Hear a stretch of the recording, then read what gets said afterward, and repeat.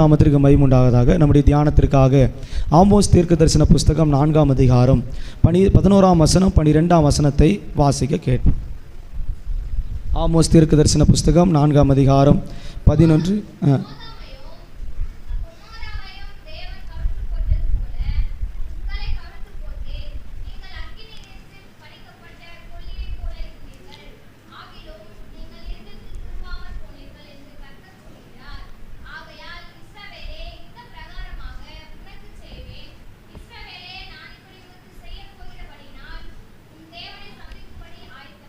உன் தேவனை சந்திக்கும்படி ஆயத்தப்படு. ஒரு கர்த்தருடைய பிள்ளைகளை இந்த காலவேளை இந்த மாத இறுதியில் கர்த்தர் நம்மோடு கூட பேசுகிறார். உன் தேவனை சந்திக்கும்படிக்கு நீ ஆயத்தப்படு. இந்த உலகத்தில் நாம் யாரையோ சந்திக்கும்படியாக ஆயத்தப்படுகிறோம். நம்ம காலங்கள் நாம் கண்டு கொண்டிருக்கிற பிரகாரமாக இல்லை. கடைசி நாட்களில் நாம் வந்து நின்று கொண்டிருக்கிறோம். இந்த காலவேளை தேவன் நம்மோடு கூட பேசுகிறார். உன் தேவனை சந்திக்கும்படிக்கு நீ ஆயத்தப்படு. இந்த உலகத்தில் பாருங்கள், எதுக்கும் ஆயத்தப்படுறாங்க. கல்யாணத்துக்கு போக ஆயத்தப்படுறாங்க, வீடு கட்ட ஆயத்தப்படுறாங்க, திருமண காரியங்களுக்கு ஆயத்தம் செய்கிறாங்க. எல்லாத்துக்குமே ஒரு ஆயத்தம் இருக்கிறது. இப்போ நீங்கள் வர்றீங்கன்னா அதுக்கு முன்பாகவே ஒரு ஆயத்தம் இருக்குது. காலையில் எழும்புறீங்க, காரியங்களை செய்கிறீங்க, அதுக்கப்புறம் ஆயத்தத்தோடு இங்கே புறப்பட்டு வர்றீங்க. அதே போல் கர்த்தருடைய வருகைக்கு ஒரு கர்த்தருடைய பிள்ளைகள் ஆயத்தமாக இருந்தால் அவர்கள் தேவனை சந்திக்க முடியும் என்று ஆமோஸ் தீர்க்கதரிசிக்கு கர்த்தர் சொன்ன வசனங்கள் மூலமாக இந்த காலை வேளை கர்த்தர் பேச விரும்புகிறார். பூமியில் நடக்கிறதான சம்பவங்கள் நமக்கு அறியாதவைகள் அல்ல, நம் கண்களாலே அதை பார்த்து கொண்டிருக்கிறோம். இஸ்ரேல் நாட்டில் போர் மும்முரமாக ஆக்கப்பட்டிருக்கிறது. ஹெஸ்புல்லா அமைப்பிற்கு அந்த தலைவரை கொண்டிருக்கிறார்கள். 3 அரசாங்கங்கள் 3 நாடுகள் ஒன்றிணைந்து இஸ்ரேலை தாக்குவதாக சொல்லப்பட்டு கொண்டிருக்கிறது. அணு ஆயுதங்களை பயன்படுத்த போகிறார்கள். இது எல்லாம் நமக்கு தெரிந்ததே.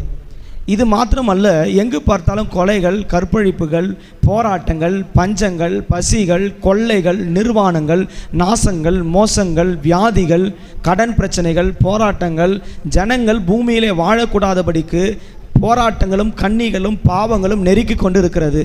இந்த நேரத்தில் கர்த்தர் தம்முடைய சபையோடு கூட பேச விரும்புகிறார். இந்த மாத இறுதியில் உன் தேவனை சந்திக்கும்படி நீ ஆயத்தப்படு. சபையினுடைய பிரதான நோக்கம், ஒரு சபையில் இருக்கிற கர்த்தருடைய பிள்ளைகளுடைய வாழ்க்கையின் நோக்கம் கர்த்தருடைய வருகையிலே நாம் எடுத்துக்கொள்ளப்படுவது. இந்த உலகத்திலே நமக்கு செல்வங்கள் வேண்டும், பணம் வேண்டும், வீடு வேண்டும், வாசல் வேண்டும், எல்லாம் தேவையாக இருக்கிறது. இதற்காக நாம் அநேக காரியங்களை ஆயத்தப்படுத்தி அநேக காரியங்களை செய்கிறோம். நாம் பணத்தை செலவழிக்கிறோம், நேரங்களை செலவழிக்கிறோம். இவை எல்லாம் இந்த பூமியிலே நாம் விட்டு போகுவதான ஒரு காரியம். ஆனால் பரலோகத்துக்கு போவதற்கு கர்த்தர் தம்முடைய ஜனத்தோடு கூட பேசுகிறார். சோதோமின் நாட்களில், கொமோராவின் நாட்களில் நடந்த அக்கிரமங்கள் இந்த கடைசி நாட்களில் நடந்து கொண்டிருக்கிறதை கண்டிருக்கிறீர்களே. உன் தேவனை சந்திக்கும்படிக்கு நீ ஆயத்தப்படு. சோதோமின் கொமோராவின் நாட்களில் நடந்த அக்கிரமங்கள் என்ன? ஜனங்கள் ஆணோடு திருமணம், பெண்ணோடு திருமணம், கலப்பு திருமணங்கள், தேவனுக்கு ஒரு விரோதமான காம விகாரத்தின் ஆவி அவர்கள் மேல் கட்டவிழ்க்கப்பட்டிருந்தது. இன்னைக்கு நியூஸ் பேப்பரை போய் பாருங்க.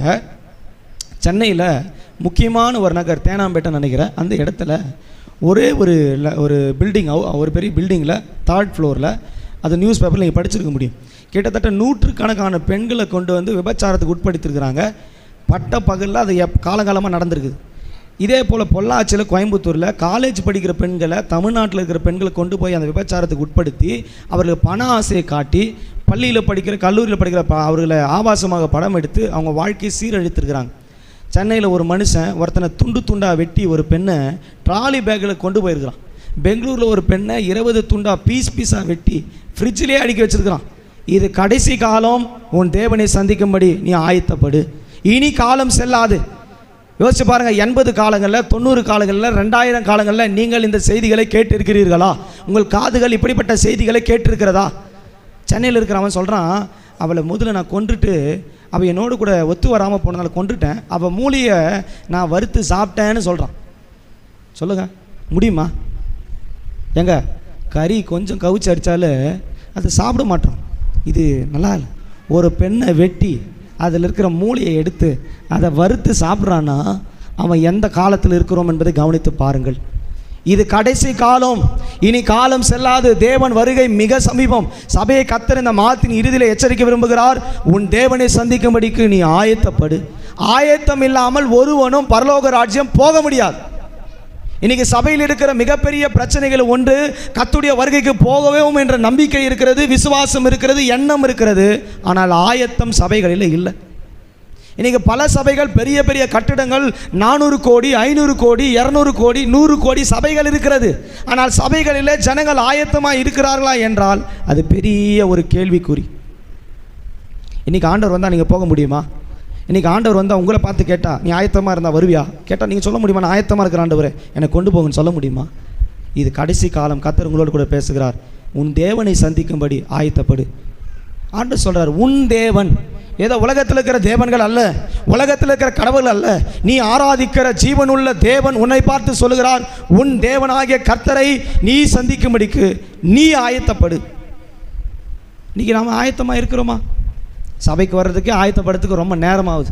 எலும்பி குளித்து அந்த துணிகள்லாம் எடுத்து அது கீழே விழுந்து அதை தேடி அதுக்கேற்ற ஒரு துணியை பிடிச்சி எடுத்து கொண்டு வர்றதுக்குள்ளே 10, 11, 12 கூட ஆகிடுது. ஆனால் ஆண்டவர் சொல்கிறாரு, அவரை சந்திக்கும்படிக்கு நீ என்ன செய்ய? ஆயத்தப்படு. இன்றைக்கி நம்ம சபைகளில் யோசிச்சு பாருங்கள், இந்த இந்தியாவில் எவ்வளோ சபை இருக்குது, ஆனால் எத்தனை சபை ஆயத்தமாக இருக்கும் யோசிச்சு பாருங்கள். இப்போ ஆண்டவர் இந்த சபை ஆராதனை முடிக்கும்போது வருவாரானால் ஆயத்தமாக இருக்கிறவர்கள் வாங்கின ஆண்டவர் கூப்பிட்டானா எத்தனை பேர் கையை உயர்த்தி நான் வரேன் ஆண்டவர்னு சொல்கிறதுக்கு தகுதியாக இருக்கிறோம்? நம்ம காணிக்க போடுறோம், சபைக்கு வரோம், மெம்பர்ஷிப்பில் இருக்கிறோம், பிறந்ததுலேருந்தே கிறிஸ்தவன், ஞானஸ்தானம் பெற்றிருக்கிறோம், சரீரத்தை எடுத்திருக்கிறோம், ரத்தத்தை எடுத்திருக்கிறோம். ஆனால் ஆயத்தம் இருக்கிறதா? இன்றைக்கி சபையினுடைய தேவைகளில் மிக முக்கியமான ஒரு தேவை இருக்கிறது. அது தேவனை சந்திக்கும்படியான ஆயத்தம். இந்த கலெக்டர் ஆஃபீஸ்க்கு போகும்போது, எம்எல்ஏ ஆஃபீஸுக்கு போகும்போது நம்ம என்ன செய்கிறோம்? 9 மணிக்கு அவர் கூப்பிட்றாருன்னா முன்னாடி நாளே ஃபைலை ரெடி பண்ணி முன் வாரத்திலே அந்த ஃபைல்களெல்லாம் சரி பண்ணி கொண்டு அவரை சந்திக்கிறதுக்கு ஆயத்தமாக போய் நிற்கிறோம். அவர் வருகிறதுக்கு முன்பாக அவர் வர்றதுக்கு 10 மணிக்கு வர்றாருன்னா நான் 8 மணிக்கு வெயிட் பண்ணிருக்கிறேன், காத்திருக்கிறேன், ஆயத்தமாக நிற்கிறேன், எல்லாவற்றையும் வச்சுருக்கிறேன். இந்த ஃபைல் இல்லை அந்த ஃபைல் இல்லைன்னு சொல்லக்கூடாதுன்னு எல்லாத்தையும் தேடி கண்டுபிடிச்சி ஆயத்தமாக காத்திருக்கிற அவன் எப்படி பார்த்தாலும் உனக்கு சைன் போட போகிறது இல்லை. ஆனால் நம்முடைய தேவன் எப்படிப்பட்டவர்? தம்முடைய ஜனத்தை சந்திக்கிறவராக இருக்கிறார். இந்த உலகத்தில் நாம் மற்றவர்களை சந்திக்கிறவராக இருக்கிறோம், நாம் மற்றவர்களை தேடுதலாக இருக்கிறோம். நம்மை எடுத்துக்கொண்டு பரலோகம் போவதற்கு நாம் அவரை தேடுகிறதில்லை, அவரே நம்முடைய சந்திக்கும்படியாக வருகிறார். உன்னிடத்தில் அவர் எதிர்பார்ப்பது நீ ஆயத்தமாக இருந்தால் உன்னை சந்திக்கிற தேவனோடு நீயும் ஆயத்தத்தோடு பரலோகத்துக்கு போகலாம். இப்போ உன்னை சந்திக்கிற தேவனுக்கு உனக்குள்ளே ஆயத்தம் இருக்கிறதா? எசேக்கியேல் 38ஆம் அதிகாரத்துடைய 7ஆம் வசனத்தை வாசிக்கும் போது, 38ஆம் அதிகாரம் 7ஆம் வசனம் வாசிங்க.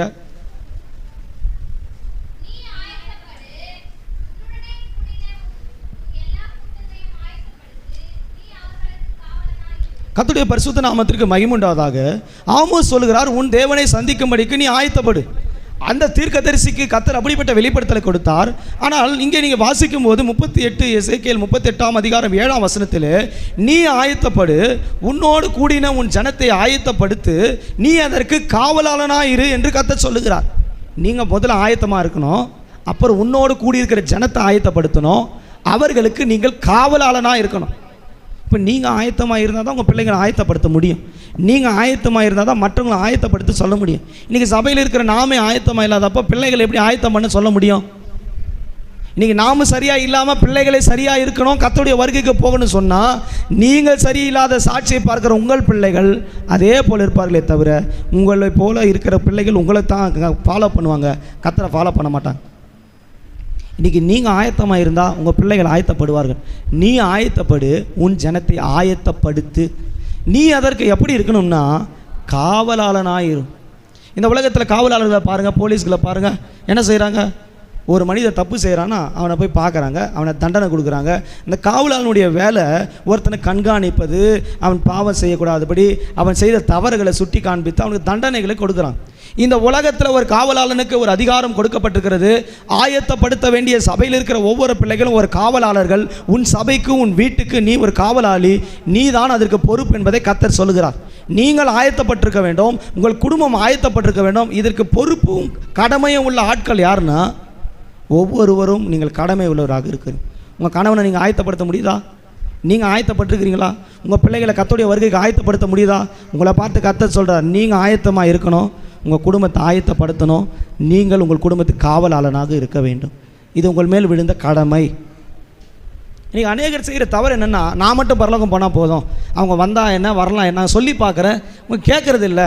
நான் சொல்கிறேன் ஆனால் அவங்க காது கேட்காத இருக்கிறது. நான் எத்தனையோ வார்த்தைகளை சொல்லி பார்க்குறேன், எவ்வளோ ஜபம் பண்ணி பார்க்குறேன், அவங்க வருவாங்கன்னு தான் நினைக்கிறேன், அவங்களுக்கு சொல்கிற வார்த்தைகளை சொல்கிறேன், ஆனால் அவங்க ஆயத்தப்பட மாட்டுறாங்க, கேட்க மாட்டுகிறார்கள் என்று நீங்கள் சொல்லி கொண்டிருக்கிறீர்கள். கர்த்தர் சொல்லுகிறார், நீ ஆயத்தமாக இருந்தால், உன்னுடைய ஆயத்தத்தை பார்த்து நீ வீட்டுக்கு காவலனாக இருக்கும்போது உன்னோடு கூட்டின ஜனத்தை உன்னால் ஆயத்தப்படுத்த முடியும். இந்த 38:7 படித்து பாருங்கள், எப்படி யுத்தம் வரும் என்பதை கர்த்தர் சொல்லியிருக்கிறார். எந்தெந்த ஜாதிகள் எழும்பும், எந்தெந்த ஜனங்களுக்கு விரோதமாக யுத்தம் பண்ணும் என்று சொல்லப்பட்டிருக்கிறது. நான் அது உங்களுக்கு ஆழமாக சொல்லலை, பட் ஆனால் உங்களுக்கு அதை நான் விளக்குறேன். 38ஆம் அதிகாரத்தை வாசிக்கும் போது எந்தெந்த நாடுகள் கடைசி காலங்களில் இஸ்ரேல் நாட்டுக்கு விரோதமாக யுத்தம் பண்ணும் என்பதை வேதமே சொல்லியிருக்கிறது. அதை நீங்கள் கண்கூறாக இந்த கடைசி காலங்களில் பார்க்க முடியும். 38ஆம் அதிகாரத்தினுடைய 5ஆம் வசனத்தை வாசிக்கும் போது அந்த யுத்தத்தில் இஸ்ரவேலுக்கு விரோதமாக பெர்சியர் எழும்புகிறார்கள். பெர்சியர், ஏத்தியர், லீபியர் இருப்பார்கள். அவர் எல்லாரும் கேடகம் பிடித்து தலை வந்திருப்பார்கள் என்று வாசிக்கிறோம். அப்போ அதில் முதல் நாடு ஈரான். பெர்சியா என்றால் இப்போது இருக்கிற ஈரான் நாட்டை காண்பிக்கிறது. நான் ஒவ்வொரு நாட்டை பேரை சொல்கிறேன், நான் விளக்க நேரம் இல்லை. இஸ்ரேல் நாட்டுக்கு விரோதமாக எழும்பியிருக்கிற நாடுகளை குறித்து நான் உங்களுக்கு சொல்லுகிறேன். இது கடைசி நாட்களில் வருகிற யுத்தம். இதை நீங்கள் ஆராய்ந்தால் கர்த்தர் வருகிறார் என்பதை உணர்ந்து கொள்ள முடியும். நான் அந்த நாடுகளை மட்டும் சொல்கிறேன். பெர்சியா என்றால் ஈரான், இப்போது இருக்கிற ஈரான். கோமேர் என்று சொல்லப்பட்டிருக்கிறது 6ஆம் வசனத்தில், அது ஜெர்மனி நாட்டை காண்பிக்கிறது. தொகர்மா வம்சம் என்று சொல்லப்பட்டிருக்கிறது, அது இப்போது இருக்கிற துருக்கி நாட்டை காண்பிக்கிறது. அதே போல் சேபா என்று சொல்லப்பட்டிருக்கிறது 13ஆவது வசனத்தில், அது இப்போது இருக்கிறதான யமன் நாட்டை காண்பிக்கிறது. தேதான் தேசத்தாரும் என்று சொல்லப்பட்டிருக்கிறது, அது இப்போது இருக்கிற சவுதி அரேபியா நாட்டை காண்பிக்கிறது. அதுக்கு பின்பாக தர்ஷீஷின் வர்த்தகர் என்று சொல்லப்பட்டிருக்கிறது, அது இப்பொழுது இருக்கிற கிரேட் பிரிட்டன் நாட்டை காண்பிக்கிறதாக இருக்கிறது. இதற்கு எல்லாவற்றுக்கும் மூல காரணமாக இருக்கிற ஒரு நாடு இருக்கிறது, அதுதான் ரஷ்யா என்று சொல்லப்பட்டிருக்கிறது. அது நீங்கள் இந்த அதிகாரத்திலேயே வாசிக்க முடியும். ஆகவே இந்த கடைசி நாட்களிலே தேவனுடைய வருகையிலே கடைசி நாட்களுக்கு நாம் வந்திருக்கிறோம். இது இல்லாமல் 5 நாடுகள் சேர்ந்ததான ஒரு அமைப்பு உண்டாக போகிறது. அதுவும் இதே அதிகாரத்தில் சொல்லப்பட்டிருக்கிறது. அது பெல்ஜியம் நாடு, பல்கேரியா, லக்சம்பர்க், ஸ்வீடன், அது மாத்திரமல்ல அமெரிக்கா போன்ற 5 நாடுகள் சேர்ந்து இந்த யுத்தத்திலே சமாதான நாடுகளாக எழும்பும் என்று இந்த எசேக்கியேல் 38ஆம் அதிகாரத்தில் சொல்லப்பட்டிருக்கிறது.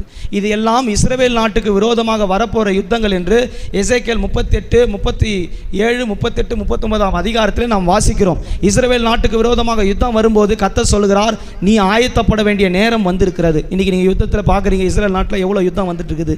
இஸ்ரேல் நாட்டுக்கு விரோதமாக ஈரான் எழும்பி இருக்கிறது. இப்போ வசனத்தில் போட்டிருக்குது ஈரான் நாடு எழும்பும். அப்போ எந்த நாடு எழும்பியிருக்குது? இப்போ ஈரான் நாடு எழும்பியிருக்கிறது.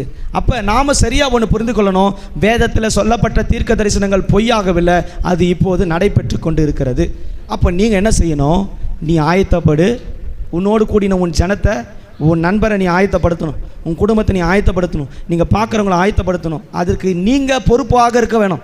ஒரு காவலாளி ஒரு தேசத்துக்கு, அவன் இருக்கிற பட்டணத்திற்கு, அவன் இருக்கிற ஸ்டேஷனுக்கு அவன் பொறுப்பாக இருக்கிறான். அந்த ஜனத்துக்கு, அந்த திருடனுக்கு, அங்கே நடக்கிற பிரச்சனைகள் யார் பொறுப்பாக இருக்கிறாங்கன்னா அந்த ஏரியாவில் இருக்கிற பர்டிகுலர் போலீஸ் காவலாளர்கள் பொறுப்பாக இருக்கிறார்கள். அதே போல் நீங்கள் இருக்கிற பட்டணத்திற்கு, நீங்கள் இருக்கிற கிராமத்திற்கு, நீங்கள் வசிக்கிற வீட்டுக்கு நீங்கள் ஒரு காவலாளி. எதற்கு காவலனாக இருக்கணும்னா, நான் ஆயத்தமாக இருக்கிறேன்னா, ஒவ்வொரு நாளும் சோதித்து பார்க்கணும். ஒவ்வொரு நாளும் கர்த்தருக்குள்ள ஆயத்தமாக இருக்கிறேன்னா, என் குடும்பம் ஆயத்தமாக இருக்கிறதா, என்னோடு பிறந்தவர்கள் ஆயத்தமாக இருக்கிறார்களா, நாம் தேவனை சந்திக்க முடியுமா? இந்த ஆயத்தமாக இருக்கிறவர்கள் கர்த்தருடைய வருகையிலே அவரை சந்திக்க முடியாது எடுத்துக்கொள்ளப்படுவார்கள். ஆயத்தமாக இல்லாதவர்களோ கர்த்தருடைய வருகையிலே கைவிடப்பட்டு போவார்கள். நீங்கள் ஆயத்தமாக இருக்கிறீங்களா? உன் தேவனை சந்திக்க முடியும், நீ ஆயத்தமாக இருக்கிறீர்களா? உங்கள் ஜனத்தை ஆயத்தப்படுத்த முடிகிறதா? நீங்கள் அதற்கு காவலாளனாக இருக்கணும். இந்த போலீஸ் ஸ்டேஷனில் பாருங்கள், ஒரு காவலாளி இருக்கிறாங்க. அவங்க வேலை என்ன தெரியுமா? ஒரு தப்பு நடக்காமல் பார்த்துக்கிறார் அவங்களுடைய வேலை. ஒரு வேளை தப்பு நடந்துச்சுன்னா அதுக்கேற்ற தண்டனை சட்டத்தின்படி வாங்கி கொடுப்பது அவங்களுடைய வேலை. இப்போ அப்படி நடக்கிறது இல்லை. பட் ஆனால் அவங்க ப்ராசஸ், அந்த ப்ராசஸ் இல்லை, அவங்க ப்ராசஸே அப்படி தான். தப்பு நடக்காமல் பார்த்துக்கணும், தப்பு நடந்தால் அதுக்கேற்ற தண்டனையை வாங்கி தரணும், அது அவங்களுடைய பொறுப்பு. அதே போல் ஒரு கர்த்தருடைய பிள்ளைகள் ஒரு குடும்பத்திற்கு, தாங்கள் இருக்கிற வீட்டுக்கு, தாங்கள் இருக்கிற வேலைக்கு காவலாளனாய் இருக்கும்படி தீர்க்கதரிசி கர்த்தர் சொல்லுகிறார். நீங்கள் அப்படி காவலாளனாக இருந்தால் கர்த்தருடைய வார்த்தைக்கு விரோதமாக, தேவனுடைய வருகைக்கு விரோதமாக எந்த சம்பவமும் உன் குடும்பத்தில், உன் வாழ்க்கையில் நடைபெறாதபடி நீ ஒரு காவலாளனாய் எச்சரிக்க வேணும். ஒருவேளை அப்படி மீறி உங்கள் வாழ்க்கையில் அவர் ஆயத்தத்துக்கு பரலோக ராஜ்யத்துக்கு போவதுக்கு தடை வருமானால் நீங்கள் அதை சுட்டி காண்பித்து அவர்களை உணர்த்தி அவர்களை ஆயத்தப்படுத்தும்படி மறுபடியும் அந்த வாழ்க்கைக்கு கொண்டு வரப்பட வேண்டும். இதுக்கு தான் கர்த்தர் சொன்னார், நீ ஆயத்தப்படு, உன்னோடு கூட ஆயத்தப்படுத்து, நீ அதற்கு காவலானாய்.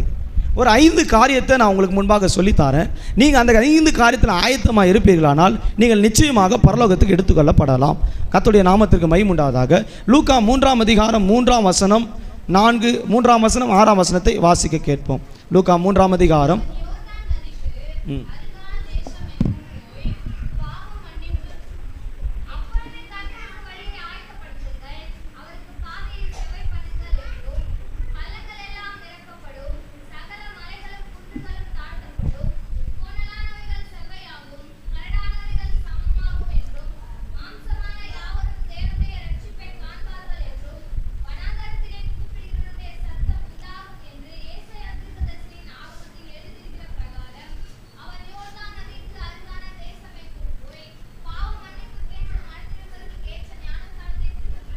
போதும். கவனிங்க, இந்த லூக்கா 3ஆம் அதிகாரம் 3ஆம் வசனத்திலிருந்து 6ஆம் வசனம் வரை ஒரு கர்த்தருடைய பிள்ளைகள் முதலாவது ஞானஸ்தானத்துக்கு தங்களை ஆயத்தப்படுத்த வேண்டும். நீங்கள் நிறைய பேர் ஞானஸ்தானம் எடுக்காமல் சபையில் இருக்கிறீங்க.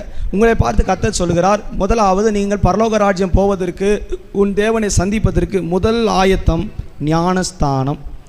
அவருடைய வருகையினுடைய மிக முக்கியமான நோக்கத்தினுடைய ஆயத்தத்தில் மிக முக்கியமான ஒரு காரியம் மனந்திரும்புதலுக்கு ஏற்றதான தண்ணீரின் முழுக்கினால் எடுக்கப்படுகிற ஞானஸ்தானம்.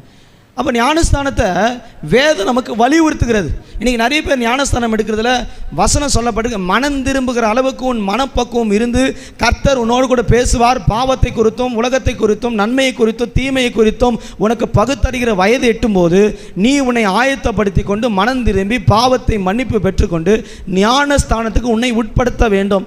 இப்படிப்பட்ட ஆயத்தப்படுத்தும்படி ஏசியா தீர்க்க தரிசன புஸ்தகம் 40ஆம் அதிகாரம் 3-5 வசனங்களிலே சொல்லப்பட்ட தீர்க்க தரிசன வசனம் யோவான் ஸ்தானங்களினாலே லூக்காவிலே நிறைவேறப்பட்டதாக படிக்கிறோம். அப்போ இந்த ஞானஸ்தானம் என்பது மிக முக்கியமானது. இயேசு கிறிஸ்துனுடைய பிறப்புக்கு முன்பாக ஞானஸ்தானம் என்று ஒன்று இல்லை.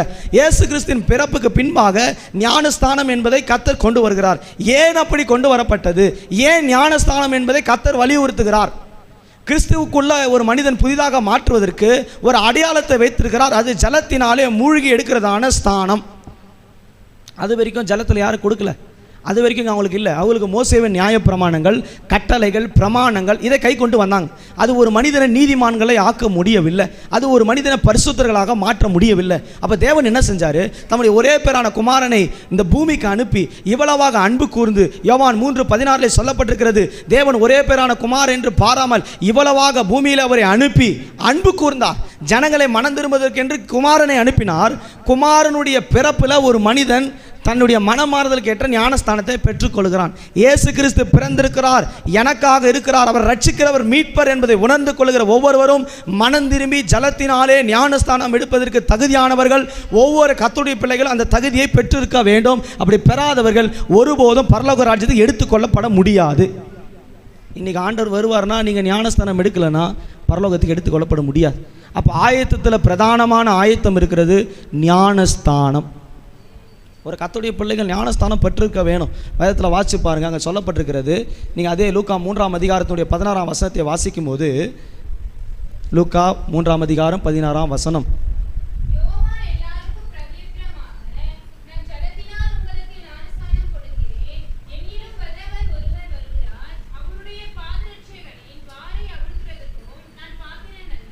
பாருங்க அங்கே சொல்கிறான். அப்போ ஞானஸ்தானத்தில் பல தன்மைகள் இருக்கிறது. நான் உங்களுக்கு ஜலத்தினாலே ஞானஸ்தானம் கொடுக்கிறேன்.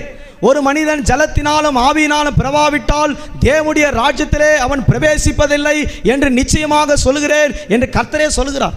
அப்போ ஜலத்தினாலே உன்னை ஆயத்தப்படுத்த வேணும். கர்த்தர் இன்று வருவாரானால் நீ பரலோக ராஜ்யம் போவதற்கு, நீ தேவனுடைய வருகையில் எடுத்துக்கொள்ளப்படுவதற்கு, நீங்கள் தேவனை சந்திப்பதற்கு மிக முக்கியமான முதல் ஆயத்தம் நீங்கள் ஞானஸ்தானம் பெற்றிருக்க வேணும்.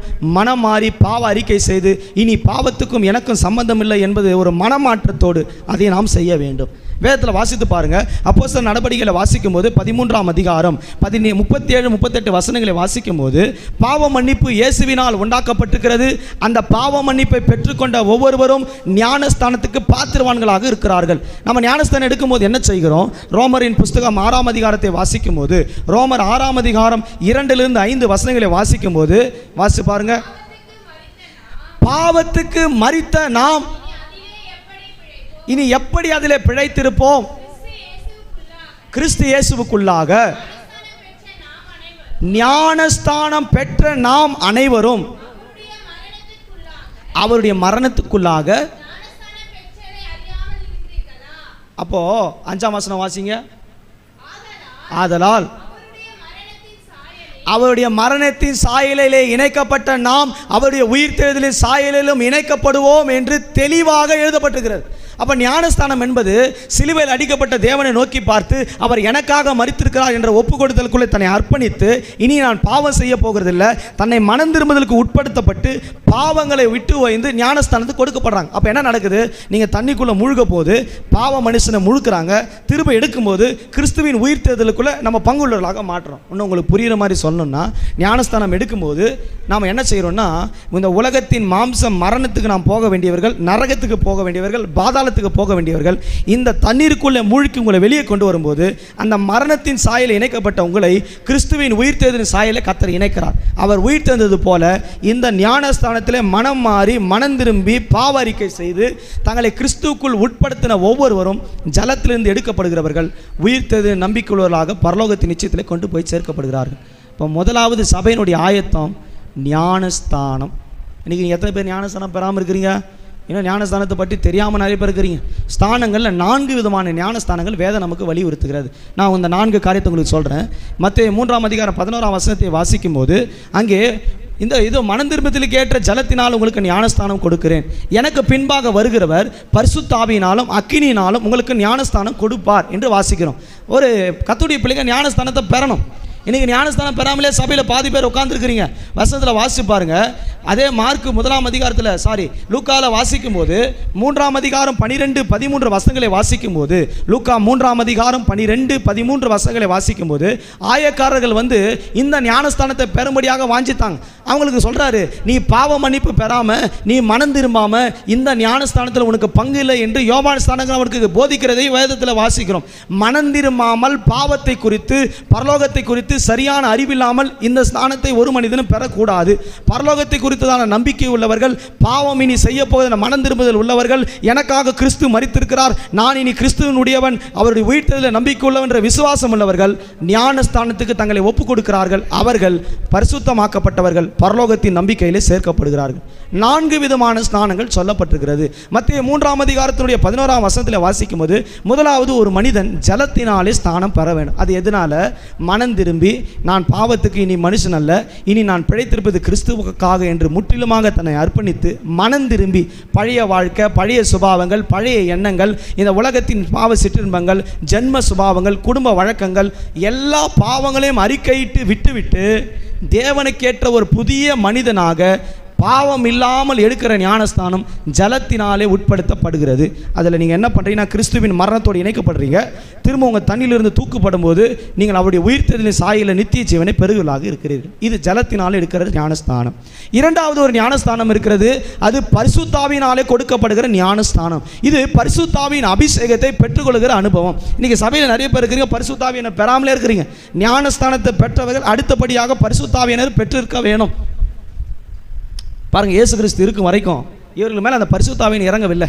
அவர் போன பிறகு உயிர்த்தெழுந்த பிறகு அவங்க அப்போஸ்தலர்கள் எருசலேமில் காத்திருக்கும் போது பரிசுத்தாவியனுடைய வல்லமையை அவர்கள் மேலே ஊற்றினார். சபை மேலே பரிசுத்தாவின் வல்லமை இறங்கி இருக்க வேணும். நீங்கள் ஒவ்வொருவரும் அந்த ஜலத்தினால எப்படி ஞானஸ்தானம் பெற்றீர்களோ அதே போல பரிசுத்தாவியினாலும் ஞானஸ்தானம் பெற்றிருக்க வேணும். மூழ்கணும்.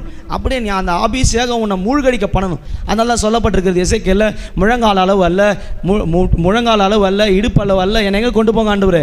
நீச்சாழத்தில் கொண்டு போகும். அப்போ ஸ்தானத்தில் இரண்டாவது ஸ்தானம், ஒரு சபை பரிசுத்தாவியினாலே ஞானஸ்தானம் பெற்றிருக்க வேண்டும் என்பதை வேதம் நமக்கு சுட்டி காண்பிக்கிறதாக இருக்கிறது. மூன்றாவது ஒரு ஸ்தானம் இருக்கிறது, அது அக்கினியினாலே கொடுக்கப்படுகிற ஸ்தானம். இந்த அக்கினி அபிஷேகம் தான் அப்போஸ்தலர் 2ஆம் அதிகாரத்தில் ஊற்றப்பட்டது. பரிசுத்தாவி வரும்போது அதற்கு அடுத்தபடியாக ஜனத்துக்கு கொடுக்கிறது அக்கினி அபிஷேகம். இந்த அக்கினி அபிஷேகம் வந்தால் தான் சபைகளுக்குள்ள வரங்கள் செயல்படும். 1 கொரிந்தியர் 12ஆம் அதிகாரத்தில் அவர்களுக்கு கொடுக்கப்பட்ட வரங்களை அங்கே சொல்லப்பட்டிருக்கிறது. 9 வரங்கள் அங்கே கொடுக்கப்பட்டிருக்கிறது. அக்கினி அபிஷேகம் உனக்குள்ளே வரும்போது நீ வரங்கள் உடையவனாக, அற்புதங்களை செய்கிறவனாக, அதிசயங்களை செய்கிறவனாக, சபைக்கும் குடும்பத்துக்கும் பக்தி விருத்தி உண்டாக்குறவனாக இந்த ஸ்தானம் உன்னை கொண்டு போய் கர்த்தருடைய சமூகத்தில் நிறுத்துகிறது. அப்போ முதலாவது ஒரு கர்த்தருடைய பிள்ளை ஜலத்தினால ஞானம் பெற்றிருக்க வேண்டும், இரண்டாவது பரிசுத்தாவினால ஸ்தானம் பெற்றிருக்க வேண்டும், மூன்றாவது அக்கினியினால ஸ்தானம் பெற்றிருக்க வேண்டும், நான்காவது ஒரு ஸ்தானம் இருக்கிறது. லூக்காவின் புஸ்தகத்திலே 12ஆம் அதிகாரத்தினுடைய 50ஆம் வசனத்தை வாசிக்கும் போது, லூக்கா 12ஆம் அதிகாரம் 50ஆம் வசனத்தை வாசிக்கும் போது,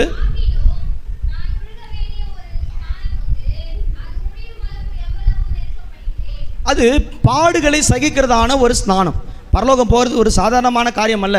ஆகிலும் நான் மூழ்க வேண்டிய ஒரு ஸ்தானம் இருக்கிறது, அது வரும் அளவும் நான் நெருக்கப்பட்டு கொண்டிருக்கிறேன். அது என்ன? பாடுகளை சகிக்கிறதான ஒரு ஸ்தானம். ஒரு கர்த்தருடைய பிள்ளைகள் துன்பங்களை, பாடுகளை கர்த்தருக்காக பரலோகராஜ்யம் போக எண்ணம் உள்ளவர்கள் லூக்கா 12ஆம் அதிகாரம் 50ஆம் வசனத்தின்படி பாடுகளை கிறிஸ்துவுக்காக சகிக்கிறதான ஒரு ஸ்தானம் இருக்கிறது. ஜலத்தினால ஸ்நானம் பண்ணப்பட்டிருக்க வேண்டும், ஆவியினால ஸ்நானம் பண்ணப்பட்டிருக்க வேண்டும், அக்கினினால ஸ்நானம் பண்ணப்பட்டிருக்க வேண்டும். கிறிஸ்துவுக்காக எப்பேற்பட்ட பாடுகள் வந்தாலும், உபத்திரம் வந்தாலும் கிறிஸ்துவுக்காக நிற்பேன் என்ற ஸ்தானத்தை பெறுகிறவர்கள், 4 ஸ்தானத்தை பெறுகிறவர்கள், பரலோக ராஜ்யத்தின் நித்திய ராஜ்யத்தை பெற ஆயத்தமாக இருக்கிறவர்கள். முதலாவது ஒரு கர்த்தருடைய பிள்ளைகள் ஸ்தானத்தை பெற்றிருக்க வேண்டும். நீங்கள் பெற்றிருக்கிறீங்களா? நீங்கள் வாங்கியிருக்கிறீங்களா? சிலர் சொல்கிறாங்க அந்த சபையில் நான் ஞானஸ்தானம் பெற்றுட்டேன்.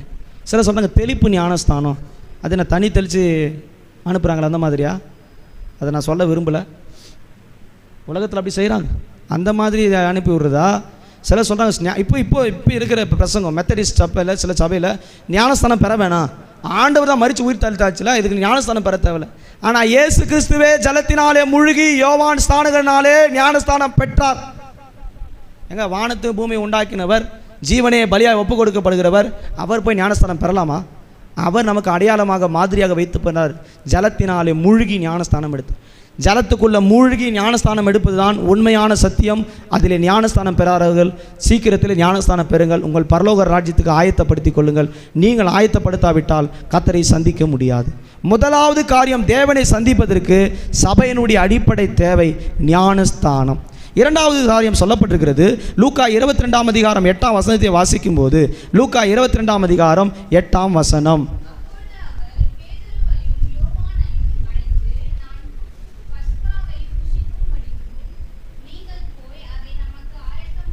பஸ்காவை புசிக்கும்படியாக நீங்கள் ஆயத்தம் பண்ணுங்கள். இரண்டாவது சபை ஆயத்தப்படுத்த வேண்டியது கர்த்தருடைய பஸ்கா.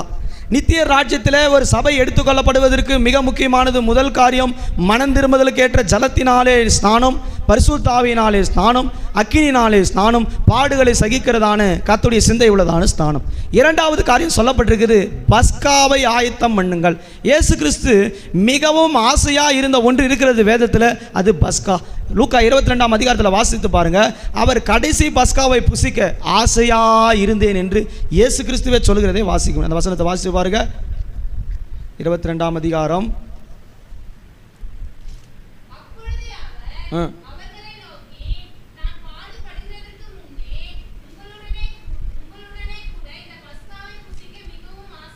இந்த பஸ்காவை புசிக்க நான் ஆசையா இருந்தேன் என்று கர்த்தரே சொல்கிறார். அப்போ தேவனுக்கு ஒரு விருப்பம் இருக்குது. இந்த உலகத்தில் நிறைய ஆசைகள் நமக்கு இருக்குது, ஆனால் ஆண்டவர் ஒரு ஆசை வச்சிருக்கிறாரு, பஸ்காவை நம்மோடு கூட புசிக்கிறதுக்கு. இப்போ நாம் திருவிருந்து எடுக்கிறோம், சில திருவிருந்து எடுக்காமல் கூட இருக்கிறீங்க, சில திருவிருந்தை பற்றியான சரியான அறிவு இல்லாமல் இருக்கிறீங்க. ஆனால் வசனம் சொல்லப்பட்டிருக்கிறது, பஸ்காவை புசிக்க அவர் ரொம்ப ஆசையாக இருக்கார் என்று 15ஆம் வசனத்திலே நாம் அதை தெளிவாக வாசி. மிகவும் ஆசையாக இருந்தேன். எவ்வளோ ஆசையாக இருந்தாரா? ரொம்ப ஆசை. எதுக்கு தெரியுமா? பஸ்காவை புசிப்பதற்கு. நீங்கள் நிறைய பேருக்கு திருவிருந்து பற்றி சரியான அறிவு இல்லை, சரியான ஆசை இல்லை. அவர் ரத்தத்தை குறித்து, அவருடைய சரீரத்தை குறித்து, நான் இதை எடுக்கணும், இதை நான் பங்கு பெறணும் அப்படின்ற எண்ணமே இல்லை. சில பேர் வருஷத்துக்கு ஒரு தடவை ஒரு தடவை பஸ்கா எடுக்கிறாங்க. சில பேர் புசிக்கிறதே இல்லை. ஒரு வேளை இந்த மாதத்தில் நீங்கள் திருவிருந்து விட்டுட்டு, இந்த மாதத்துக்கு நம்ம வரப்போகிற திருவிருந்தை விட்டுட்டு அதுக்கு அடுத்த வாரத்தில் ஆண்டவர் வருவாரனால் நிச்சயமாக சொல்ல நீங்கள் கைவிடப்படுவீங்க. ஒரு திருவிருந்தை கூட ஒரு கர்த்தருடைய பிள்ளை தன் வாழ்நாட்களை விட்டுவிடக்கூடாது. தங்களை ஆயத்தம் பண்ணி கொண்டு அந்த திருவிருந்திலே பங்கு பெற வேண்டும். இது கர்த்தரே ஆசையாக உனக்கு வைத்திருக்கிற பஸ்கா. இதில் நீ எச்சரிக்கையாக இருக்க வேண்டும். இதில் நீ ஆயத்தப்பட்டிருக்க வேண்டும். நீ ஆயத்தம் இல்லாமல் இதில் பங்கு பெறாமல் இருக்கிறதுக்கு நீ ஒப்பு கொடுத்துருக்கிறீங்க. நிறைய பேர் சொல்கிறீங்க, நான் பரிசுத்தப்படுத்திக் கொள்ளல, நான் ஆயத்தமாக இல்லை, சுத்திகரிக்கல. இந்த காரணங்களை நீ சொல்லக்கூடாது. அவர் ஆசையாக உனக்காக காத்திருக்கும் போது நீ ஆயத்தப்படுறதுக்கு உன்னையே அர்ப்பணித்து ஒப்பு கொடுத்து இந்த சரீரத்தின் மீட்பை பெற்றுக்கொண்டால்தான் பரலோகத்தின் தேவனை சந்திக்கும்படி நீ காண முடியும். நீங்கள் நிறைய பேர் பஸ்காவை ரொம்ப ஒரு மாதிரி நினைக்கிறீங்க. இந்த மாதம் எடுத்தாங்க என்ன, அடுத்த மாதம் எடுத்தாங்க. சில பேர் எடுக்கிறதே இல்லை. சில பேர் ஞானஸ்தானம் எடுத்து எடுக்கிறது இல்லை. சில பேர் சுத்திகரிப்புக வர்றதில்லை. எப்படி எடுக்கணும், எடுக்க வேண்டும் என்பது அங்கேயே சொல்லப்பட்டிருக்குது. பஸ்காவை ஆசரிக்க தகுதியான இடத்தை தேர்ந்தெடுங்கள், மேல் வீட்டறையில் அதை தெரிந்தெடுங்கள், அந்த இடத்துல அதை புசிக்க வேண்டும் என்று லூக்கா 22ஆம் அதிகாரத்தில் வாசிக்கிறோம். லூக்கா 22ஆம் அதிகாரத்தை கவனிக்கும் போது நீங்கள் வீட்டில் படித்து பாருங்கள். லூக்கா 22ஆம் அதிகாரத்தில் 10ஆம் வசனத்திலிருந்து 20ஆம் வசனம் வரைக்கும் எப்படி எடுக்க வேண்டும், எந்த இடத்துல எடுக்க வேண்டும், யார் கொடுக்க வேண்டும் என்பதை இயேசு கிறிஸ்துவே தன் வாயினாலே சொல்லியிருக்கிறார். எங்கே தெரியுமா எடுக்கணும்? தகுதியான இடம். அது எதை காண்பிக்கிறது? ஒரு கர்த்தருடைய பிள்ளைகள் பஸ்காவாகிய திருவிருந்து அப்படி சரீரத்தை ரத்தத்தை எடுக்கிறதுக்கு முன்பாக ஆயத்தப்படுத்துகிற தகுதி வேண்டும். என்ன வேணும்? தகுதிப்படுத்தணும். அதை எடுக்கிறதுக்கு எனக்கு தகுதி இல்லை ஆண்டவரே, நீர் என்னை தகுதிப்படுத்தும். என்னுடைய தகுதினால் அல்ல, உம்முடைய தகுதினால் என்னை தகுதிப்படுத்தும் சொல்லி சொல்லி சொல்லி சுத்திகரித்து கொண்டு அதை மேல் வீட்டறையில் கொண்டு வரப்பட வேண்டும். மேல் வீட்டறை என்பது உன்னதமான ஒரு அனுபவம். பரிசுத்தப்படுத்தி கொண்டு உன்னத அனுபவத்தோடு இருக்கிறவர்கள் கர்த்தருடைய பஸ்காவை புசிக்க ஆயத்தம் உள்ளவர்கள். அவர்கள் அவருடைய சரீரத்தையும் இரத்தத்தையும் எடுக்கிறார்கள். இப்படி இந்த சரீரத்தையும் இரத்தத்தையும் எடுக்கிறவர்கள் அவருடைய வருகையில் எடுத்துக்கொள்ளப்பட முடியும். மற்றவர்கள் அவருடைய வருகையில் கைவிடப்படுவார்கள். நீங்கள் எத்தனை நீங்கள் பிறந்த ஞானஸ்தானம் எடுத்து எத்தனை திருவிருந்தை நீங்கள் மிஸ் பண்ணிக்கிறீங்கிறத யோசிச்சு பாருங்கள். அவர் ஆசையாக வந்திருக்கிறார், நான் என் பிள்ளையோட போஜனம் பண்ண போகிறேன். எத்தனை திருவிருந்தை நாம் விட்டுருக்கிறோம். சில சபைக்கு நான் போகும்போது சொல்கிறாங்க, நான் எடுக்கிறதே இல்லை பாஸ்டர், ஏன்னா என்கிட்ட பரிசுத்தமே இல்லை. அவர் ரொம்ப பரிசுத்தமான். அவர் சொல்கிறாரு, என்கிட்ட பரிசுத்தமே இல்லை, நான் அதனால் எப்படி எடுக்க முடியும்? அப்போ நீ என்னைக்கு பரிசுத்தமாவ? நீ என்னைக்கு தான் சுத்திகரிப்புக்குள்ளே வருவ? இந்த மாதம் நான் சுத்திகரிக்கவே இல்லை, அதனால் நான் வரல. உனக்கு குற்ற மனசாட்சி இருந்தால் நீ என்ன பண்ணியிருக்கணும்? இவ்வளோ குற்ற உணர்வோடு எடுக்கிறதுக்கு மனமில்லாத அளவுக்கு குற்ற உணர்வு இருக்குது. ஏன் இப்போ சுத்திகரிப்புக்கு நீ வரல? ஏன் கர்த்தரை ஆயத்தப்படுத்திக் கொள்கிற நேரம் வரல? பெரிய சபை 3 மாதத்துக்கு ஒரு தடவை தான் திருவிருந்து கொடுக்குறாங்க. பாதி பேர் திருவிருந்துக்கு போகிறதில்ல. அந்த ஊழியக்காரன் சொல்கிறாரு, இவனுங்க நிச்சயமாக பரலோகம் போக மாட்டானுங்க, ஆவியில் நிரம்புறானுங்க, ஆனால் ஒருத்தன் கூட பரலோகம் போக முடியாது. அவருடைய சரீரத்தையும் இரத்தத்தையும் எடுக்க முடியாமல் இருக்கிற ஒருவனும் அவருடைய வருகையிலே அவரை சந்திக்க ஆயத்தம் இல்லாதவர்கள் என்பதை இந்த காலவேளை கர்த்தர் உங்களுக்கு சொல்லுகிறார். யோவான் 6ஆம் அதிகாரம் 54-55 வசனத்தை வாசிக்கும் போது, யோவான் 6ஆம் அதிகாரம் 54-55 வசனத்தை வாசிக்கும் போது,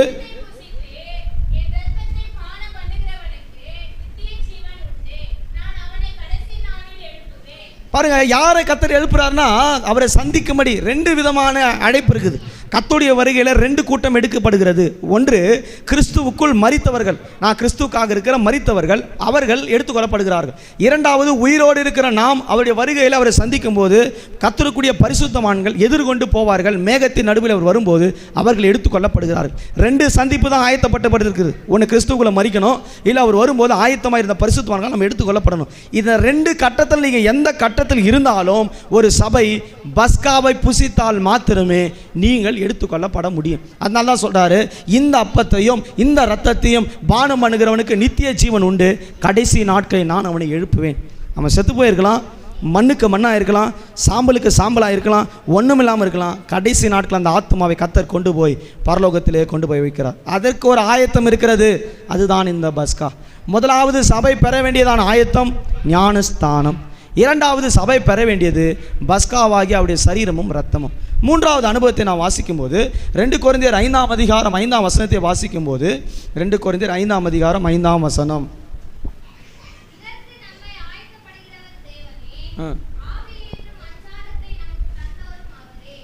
பாருங்க, முதலாம் வசனம் வாசிங்க. 2 கொரிந்தியர் 5:1.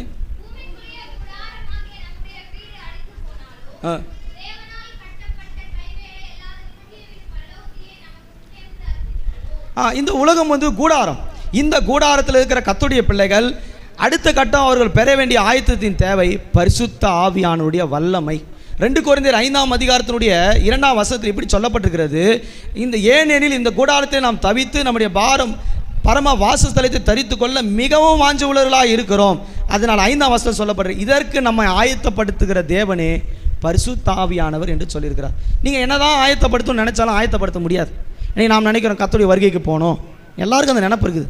ஆனால் இதுக்கு ஆயத்தப்படுத்துகிறவர் யாருன்னா பரிசுத்த ஆவியானவர். அதனால 2ஆம் அந்த அதிகாரத்தில் 5ஆம் வசனம் சொல்லப்பட்டிருக்கிறது, இதற்கு நம்மை ஆயத்தப்படுத்துகிற தேவனே இதற்காக நமக்கு ஆவி என்னும் அச்சாரத்தை கொடுத்திருக்கிறார். 2 கொரிந்தியர் 5ஆம் அதிகாரத்தில் மிகவும் அழகாக அந்த வசனம் 5ஆம் வசனத்தில் சொல்லப்பட்டிருக்கிறது. இதற்கு நம்மை ஆயத்தப்படுத்துகிறவர். எதற்கு நம்மை ஆயத்தப்படுத்துகிறவர்? இந்த கூடாரத்தில் இருக்கிற நாம் பரம வாசஸ்தலமாகிய பரலோக ராஜ்யத்தை அவர் சந்திக்கும்படிக்கு ஆயத்தப்படுத்துகிற ஒரு தேவன் இருக்கிறார். அது பரிசுத்த ஆவியினால் பெற்றிருக்கிற அச்சாரம். பரிசுத்த ஆவியினால் பெற்றிருக்கிறீங்களா? நீங்கள் பரலோகத்துக்கு தகுதியானவங்க. பரிசுத்த ஆவியை பெற்றிருக்கிறீங்களா? நீங்கள் பரலோகத்து ராஜ்யத்துக்கு போகிறதுக்கு பரம வாசஸ்தலத்துக்கு நீங்கள் சீட்டு வாங்கியிருக்கிறீங்க அர்த்தம். நீங்கள் நிறைய பேர் பரிசுத்த ஆவியை பெறலை. எல்லாரும் ஆவியில் நிரம்பி இருப்பாங்க, ஒரு கூட்டம் அமைதியாக இருக்கு. எல்லாரும் சத்தம் போட்டு கூப்பிட்டே இருப்பாங்க, வாயே திறக்க மாட்டாங்க. வாயிலிருந்து முத்து கொட்டிடுமான்னு தெரியாது, இல்லை உள்ளே ஏதாவது வச்சு பூட்டி இருக்கலாங்கன்னு தெரியாது. அவங்க அப்படி சபையில் இருக்கிறாங்க. சில சபைக்கு போனாங்க, நல்லா வர்ஷிப் பண்ணுவாங்க. இவர் அப்படியே சேரில் மாவாட்டுவார், பார்த்துறீங்களா? இவ்வளோ தான் அவர், இவர் வர்ஷிப்பே இவ்வளோ தான். இதுக்கு மேலே வர்ஷிப் போகாது அவருக்கு. அது என்ன வர்ஷிப் பண்ணுறாரு, என்ன உள்ளே ஏதாவது உடம்புல ஏதாவது முதுகு வலியான்னு தெரியல. இதுக்கு மேலே போக மாட்டார் அவர். இவ்வளோவே தான், கை தூக்குனா கூட இவ்வளோ தான், இதுக்கு மேலே போகாது. ஆனால் வசனம் சொல்லுது, பரிசுத்த ஆவியினாலே பெற்றதான ஆயத்தம் உள்ளவர்கள் பரம வாசஸ்தலத்துக்கு போகிறார். நமக்கு ஒரு பரம வாசஸ்தலம் இருக்கிறது. இந்த பூமி ஒரு கூடாரம். நீ கட்டியிருக்கிற பில்டிங்கு, கட்டியிருக்கிற சர்ச்சு, இருக்கிற வீடு, பிள்ளைகள், நகை, பணம், பொருள் எல்லாமே ஒரு கூடாரம், ஒரு பர்மனெண்ட் இல்லாத ஒரு டென்ட். இன்றைக்கி நீ கர்த்தர் வந்து எடுத்துக்கொள்ளப்படணும்னு முடிவு பண்ணிட்டார்னா இது எல்லாத்தையும் நம்ம குப்பையாக விட்டுட்டு தான் பரலோகம் போகணும். அப்போ சொல்கிறாரு, இந்த கூடாரத்தை விட்டு போவதற்கு பரம வாசஸ்தலத்துக்கு ஆயத்தப்படுவதற்கு இதற்காக உனக்கு கொடுக்கப்பட்டிருக்கிறவர் பரிசுத்த ஆவி என்னும் அச்சாரம். உனக்கு கொடுக்கப்படுகிற பரிசுத்த ஆவி தான் நீங்கள் பரலோகத்துக்கு போகிறது உங்களை ஆவியானவர் நடத்துகிறார். நம்ம பரிசுத்தத்தினால போக முடியாது. நீங்கள் பரிசுத்தமாக இருக்கிறீங்க, நான் என் தகுதினால் போய்டுவேன்னு சொன்னால் உங்களை நீங்களே வஞ்சிக்கிறீங்கன்னு அர்த்தம். வசனம் சொல்ல இருக்குது, இதற்கு நம்மை ஆயத்தப்படுத்துகிறவர் தேவனே அதற்காக நமக்கு பரிசுத்த ஆவியானவர் கொடுத்திருக்கிறார். நம்ம பிரயாசப்படணும், பரிசுத்தாவியன்கிட்ட கேட்கணும், நம்மை ஆயத்தப்படுத்துகிறதுக்கு என்றே பரிசுத்தாவியத்தை கொடுத்துருக்கார். அதனால சொன்னார், நீங்கள் முதலாவது எருசலேம் போய் காத்திருந்து பரிசுத்தாவியனை பெறுங்க, அவர் உங்களை சகல சத்தியத்துக்குள்ளே வழி நடத்துவார். நீ எப்படி நடக்கணும், எப்படி ஆயத்தப்படணும், எப்படி பரலோக ராஜ்யம் போகணும், இந்த பூலகத்தில் எப்படி ஜீவிக்கணும், எப்படி பரம வாசஸ்தலத்துக்கு போகணும், தேவனை எப்படி சந்திக்கணும் என்பதை யார் உணர்த்துவார்னா பரிசுத்தாவியானவர் உங்களுக்குள்ளேருந்து போதிப்பார். என் பிதாவின் வீட்டில் அநேக வாசஸ்தலங்கள் உண்டு, அப்படி இல்லாதிருந்தால் நான் உங்களுக்கு சொல்லாமல் இருப்பேன். ஆண்டவரே சொல்கிறார், நான் போய் உங்களுக்காக ஒரு ஸ்தலத்தை ஆயத்தப்படுத்துவேன். அவருடைய பரம வாசஸ்தலத்தை போகணுன்னா ஒரு சபை பரம அழைப்பை சரியான விதத்தில் புரிந்து கொண்டு பரிசுத்த ஆவியை பெற வேணும். அந்த பரிசுத்த ஆவியானவர் பெறுகிறதுக்கு நிறைய அனுபவங்கள் இருக்குது, நிறைய கட்டங்கள் இருக்குது. இன்றைக்கி நிறைய பேர் அந்த பரிசுத்த ஆவியில் புரியாமே சபையில் இருக்கிறீங்க. எல்லாரும் அந்நிய பாஷை பேசிட்டு இருந்தாங்க, ஒரு சிலர் அமைதியாக இருக்கிறாங்க. சில கையை தட்டுறது இல்லை, சில வாயை திறக்கிறது இல்லை, சில ஆராதிக்கிறது இல்லை, சில பாடுறது இல்லை, சில துதிக்கிறது இல்லை, சில பரிசுத்த ஆவியை பற்றி தானே சரியான புரிதல் இல்லை. இவர்கள் ஒருபோதும் கர்த்தருடைய வருகையில் தேவனை சந்திக்க முடியாது. இவர்கள் கைவிடப்படுகிற கூட்டத்தில் இருக்கிறவர்கள். வசனத்தில் வாசித்து பாருங்கள், சொல்லப்பட்டிருக்குது. அப்போஸ்தலர் நடபடிகள் 2ஆம் அதிகாரம் 3ஆம் வசனத்தை வாசிக்கும் போது, அப்போஸ்தலர் நடபடிகள் 2ஆம் அதிகாரம் 3ஆம் வசனம்,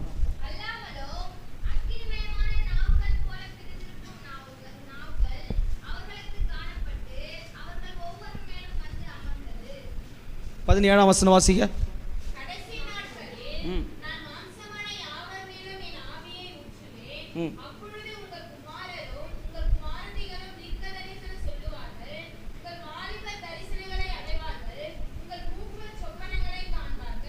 பாருங்க, வசனம் சொல்லப்பட்டிருக்கிறது, இது கடைசி காலம்.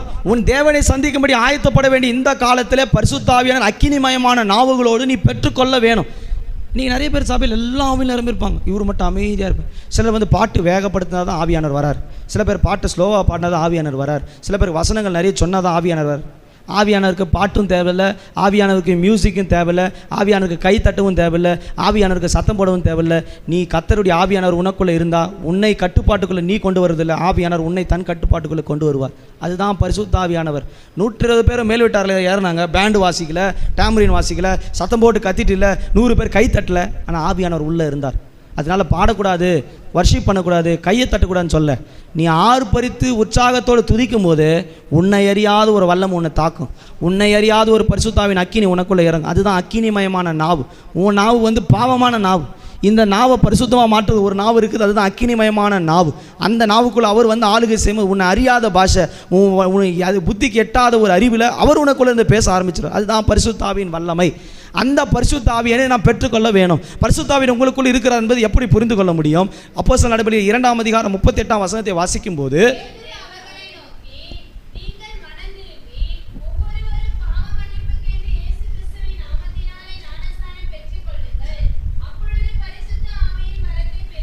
முதலாவது ஒரு சபை ஞானஸ்தானம் பெற்ற பின்பு பரிசுத்த ஆவியை பெற்றுக்கொள்கிற அனுபவம் இருக்கிறது.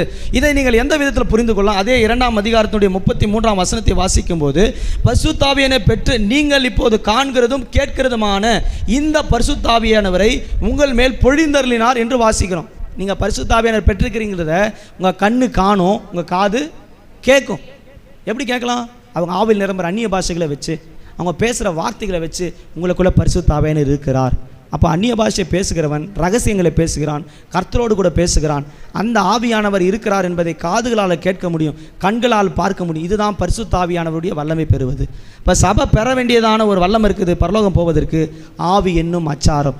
இதற்கு பரலோகம் போவதற்கு பரம வாசலத்துக்கு ஆயத்தப்படுத்துகிறவர் பரிசுத்த ஆவியானவர். இன்றைக்கி சபையில் நிறைய பேர் பரிசுத்த ஆவியை பற்றி சரியான புரிதலே இல்லை. பரிசுத்த ஆவியை பெறுவதற்கு வாஞ்சிக்கிறவங்க எத்தனை பேர் கை தூக்குங்கன்னா கொஞ்சம் பேர் தான். சும்மா வாயில் சொல்லுவோம், காத்திருப்பு கூட்டத்துக்கே வர்றதில்லை. காத்திருப்பு கூட்டத்தின்னு ஒரு நேரத்தை எதுக்கு திரும்ப ஒதுக்கி இருக்கிறோம்? நீ பரிசுத்த ஆவியை பெற்று உனக்குள்ள இருக்கிற அக்கினிமயமான வல்லமையை கொண்டு வர்றதுக்கு தான். இப்போ சில வாலிபர்கள் அபிஷேகம் பெறாதவங்க இப்போ அபிஷேகம் பெற்றிருக்கிறாங்க. அவங்கள கேட்டு பாருங்க, எதுக்காக அப்படி காத்திருந்தாங்க, எப்படி அதை பெற்றுக்கொண்டாங்கன்னு கேட்டுப்பார். உன் வாழ்க்கையில் உனக்கு அபிஷேகம் வேண்டுமானால் தேவ சமூகத்தில் காத்திரு. ஒரு கர்த்தருடைய பிள்ளைகள் மிக முக்கியமான ஒரு காலம், இந்த கடைசி காலம், பரிசுத்த ஆவியானவர் நடத்தப்படுவதற்கு தேவ சமூகத்திலே தங்கள் முழுவதுமாக ஒப்பு கொடுக்கப்பட வேண்டும். பரிசுத்த ஆவியானவரால் நடத்தப்படாதவர்கள் பரலோக ராஜ்யத்தை ஆயத்தமாக எடுத்துக்கொள்ளப்பட முடியாது. இப்போ நீங்கள் பெற வேண்டிய ஒரு வல்லம் இருக்குது, அது பரிசுத்த ஆவியின் வல்லமை. அதே நீங்கள் வசனத்தில் வாசிக்கும்போது இதை நாம் எப்படி பெற்றுக்கொள்ளலாம்? முதலாவது, ஒரு கர்த்தருடைய பிள்ளைகள் இந்த பரிசுத்த ஆவியானவரை எப்படி பெற்றுக்கொள்ளலாம்? முதலாவது அவர்கள் காத்திருக்க வேணும். எருசலேமிலே காத்திருக்க வேணும். உங்களுக்கு கொடுக்கப்பட்ட சபையில் கொடுக்கப்பட்ட காலங்களில் தேவ சமூகத்தில் காத்திருக்க வேணும். சீசர்களுக்கு ஆண்டவர் சொன்னார், நீங்கள் போய் எருசலேமிலே காத்திருங்கள். எருசலேம் ஆகிய சபையில் மணிக்கணக்காக நேரங்களை காலங்களை செலவழித்து ஆண்டவரை இந்த பரிசுத்த ஆவியை கொடுவும் என்று காத்திருந்தால், காத்திருக்கிற ஒவ்வொருவருக்கு மேலும் அந்த அக்கினிமயமான நாவை தருகிறார். 120 பேரும் ஒருமனப்பட்டு ஒரு இடத்துல கூடினாங்க. அப்போ இரண்டாவது ஒரு அனுபவம் இருக்கிறது. ஒன்று காத்திருப்பது, இரண்டாவது ஒருமனப்பட்டு கூடுவது. எப்படி நம்ம ஒருமனப்பட்டு காத்திருக்கும் போது, ஒருமனப்பட்டு தேவனை ஆராதிக்கும் போது, நீங்கள் அப்போ காண்றத்தில் கேட்கணும், ஆண்டவரே அவர்களெல்லாம் பெற்ற அபிஷேகம் எனக்கு கூடும். ஒருமனப்பட்டு ஓரிடத்தில் கூடினார்கள் என்ற 2ஆம் அதிகாரத்துடைய முதல் 2 வசனங்களிலே வாசிக்கிற அப்போஸ்தலர் நடபடிகளில். அப்போ ஒருமனப்பட்டு ஓரிடத்தில் நாம் கூடி வரும்போது அந்த பரிசுத்த ஆவியின் நாவை, அக்கினிமயமான நாவை சபையின் மேலே தேவன் கட்டவிழ்க்கிறவராக இருக்கிறார். இப்போ நீங்கள் ஒருமனப்பட்டு எல்லாம் கூடி இருக்கணும். சபையில் ஒரு மனம் இல்லைன்னா உங்களுக்கு அந்த வல்லமை கிரியை செய்யாது. இப்போ ஒரு 10 பேர் உட்காந்துருக்கிறீங்கன்னா அந்த 10 பேருக்குள்ள ஒரே மனது ஒரே சிந்தை இருந்துச்சுன்னா ஒருத்தருக்குள்ளே இருக்கிற பரிசுத்த ஆவியானவர் அந்த 10 பேர் மேலே அசைவாடுவார். 10 பேரில் 10 பேரும் 10 சிந்தை உள்ளவர்களாக இருப்பீங்கன்னா அந்த ஆவியானவர் உங்களுக்குள்ளே உலாவ முடியாது. 10 பேர் ஒரே சிந்தை உள்ளவர்களாக இருக்க வேண்டும். 7 குத்துவிளக்கு பாருங்கள், அந்த தண்டு ஒரே அளவில் இருக்கும், அதில் எரிகிற விளக்கும் ஒரே அளவில் இருக்கும். இது எதை காண்பிக்கிறது? ஒரு மனம். இந்த ஒரு மனம் உள்ள விளக்குகளாக நாம் எரிவதற்கு ஒப்பு கொடுத்தாதான் அது நடுவில் ஆவியானவர் உலாவார். அதனால தான் நம்ம வெளிப்படத்தில் வாசிக்கும் போது 7 குத்துவிளக்கு மத்தியில் உலாவுகிற ஆவியானவர் என்று வாசிக்கிறோம். அப்போ குத்துவிளக்கு எப்படி தண்டுகளுக்கு நேராக எரிகிறதோ அதே போல கர்த்தருடைய பிள்ளைகள் சபைக்கு வரும்போது ஒரு மனதை கர்த்தருக்குள்ளே உங்களுக்குள்ளே வைத்திருந்தால்தான் பரிசுத்த ஆவியானவர் உள்ளே உலாவ முடியும். இன்றைக்கி உங்கள் குடும்பங்களுக்குள்ளே உங்களுக்குள்ள பரிசுத்த ஆவியானவர் இருக்கிறாரா? அபிஷேகம் பெற்றுக்கிறீர்களா?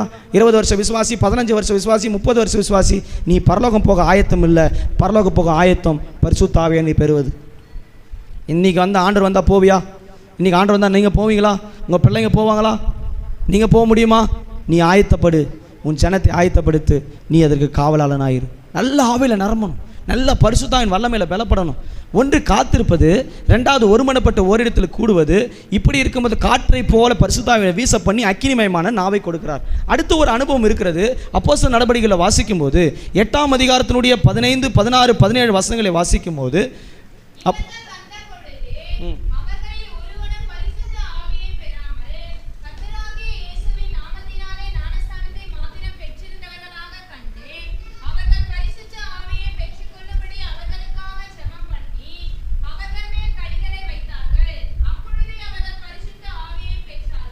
அப்போ கவனிங்க, இது வரைக்கும் பிலிப்பினுடைய உபதேசத்தை கேட்டு சத்தியத்தில் வளர்ந்துருந்த சபை வசனம் சொன்னால் அவ்வளோ வசனங்களை சொல்லுவாங்க. அவ்வளோ அதிகமாக சபையில் வசனத்தில் தேறின சபை. ஆனால் சபைக்குள்ளே என்ன இல்லைன்னா பரிசுத்த ஆவியானவர் இல்லை. இதை கண்டு கொண்ட பேதுரு யோவான் என்ன செஞ்சாங்கன்னா, ஜெபம் பண்ணி தங்க கரங்களை அவங்க மேலே வைத்த போது இவர்களுக்குள்ள இருந்த பரிசுத்த ஆவியானவர் காத்திருந்த அவர்களுக்குள்ள இறங்கினார். கைகளை வைத்து கொள்ளும் போது அவர்கள் பரிசுத்த ஆவியினால் நிரப்பப்பட்ட அந்நிய பாஷைகளை பேசினார்கள்.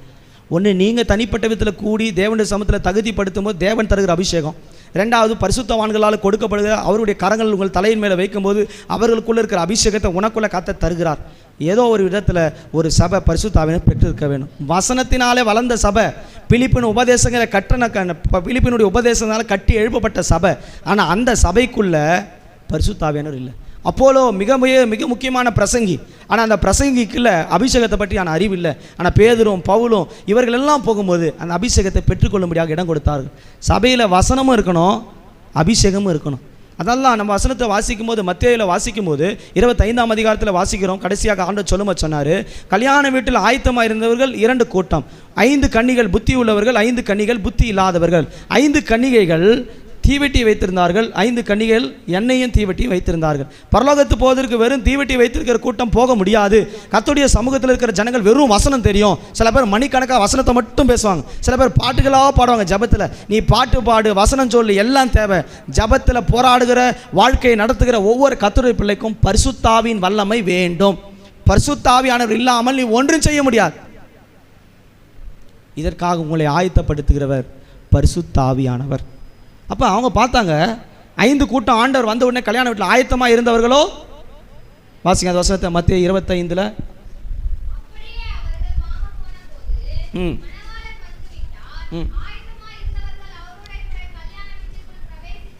ஆயத்தமாக இருந்தவர்களோ கல்யாண வீட்டுக்குள் பிரவேசித்தார்கள், மற்றவர்கள் கைவிடப்பட்டார்கள் என்று வாசிக்கிறோம். வசனம் சொல்லுங்க. 25 10 9 10. சரி, கவனிங்க. அப்போ ஆயத்தமாக இருந்தவர்கள் கல்யாண வீட்டுக்குள்ளே பிரவேசிக்கிறார்கள். அப்போ நாம் பரிசுத்த ஆவிக்குள்ள ஆயத்தம் பண்ணப்பட்டு அபிஷேகத்தில் நிரப்பிக்கொள்ள வேண்டும்.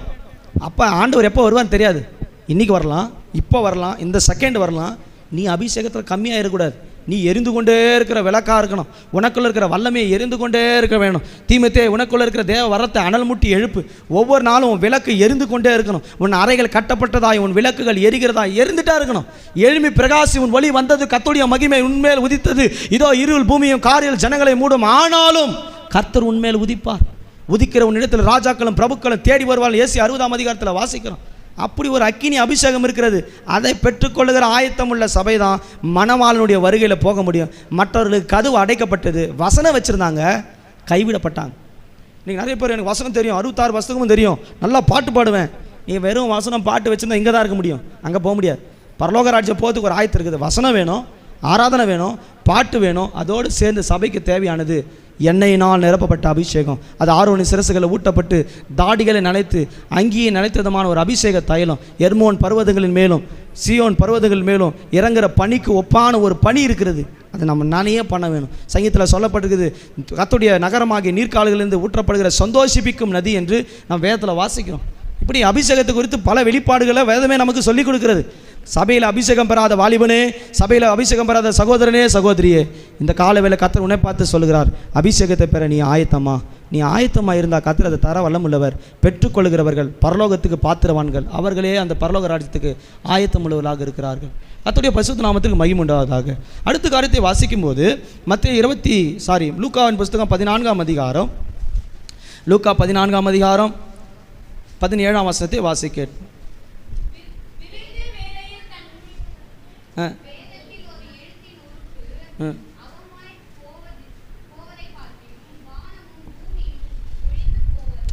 லூக்கா 14:17.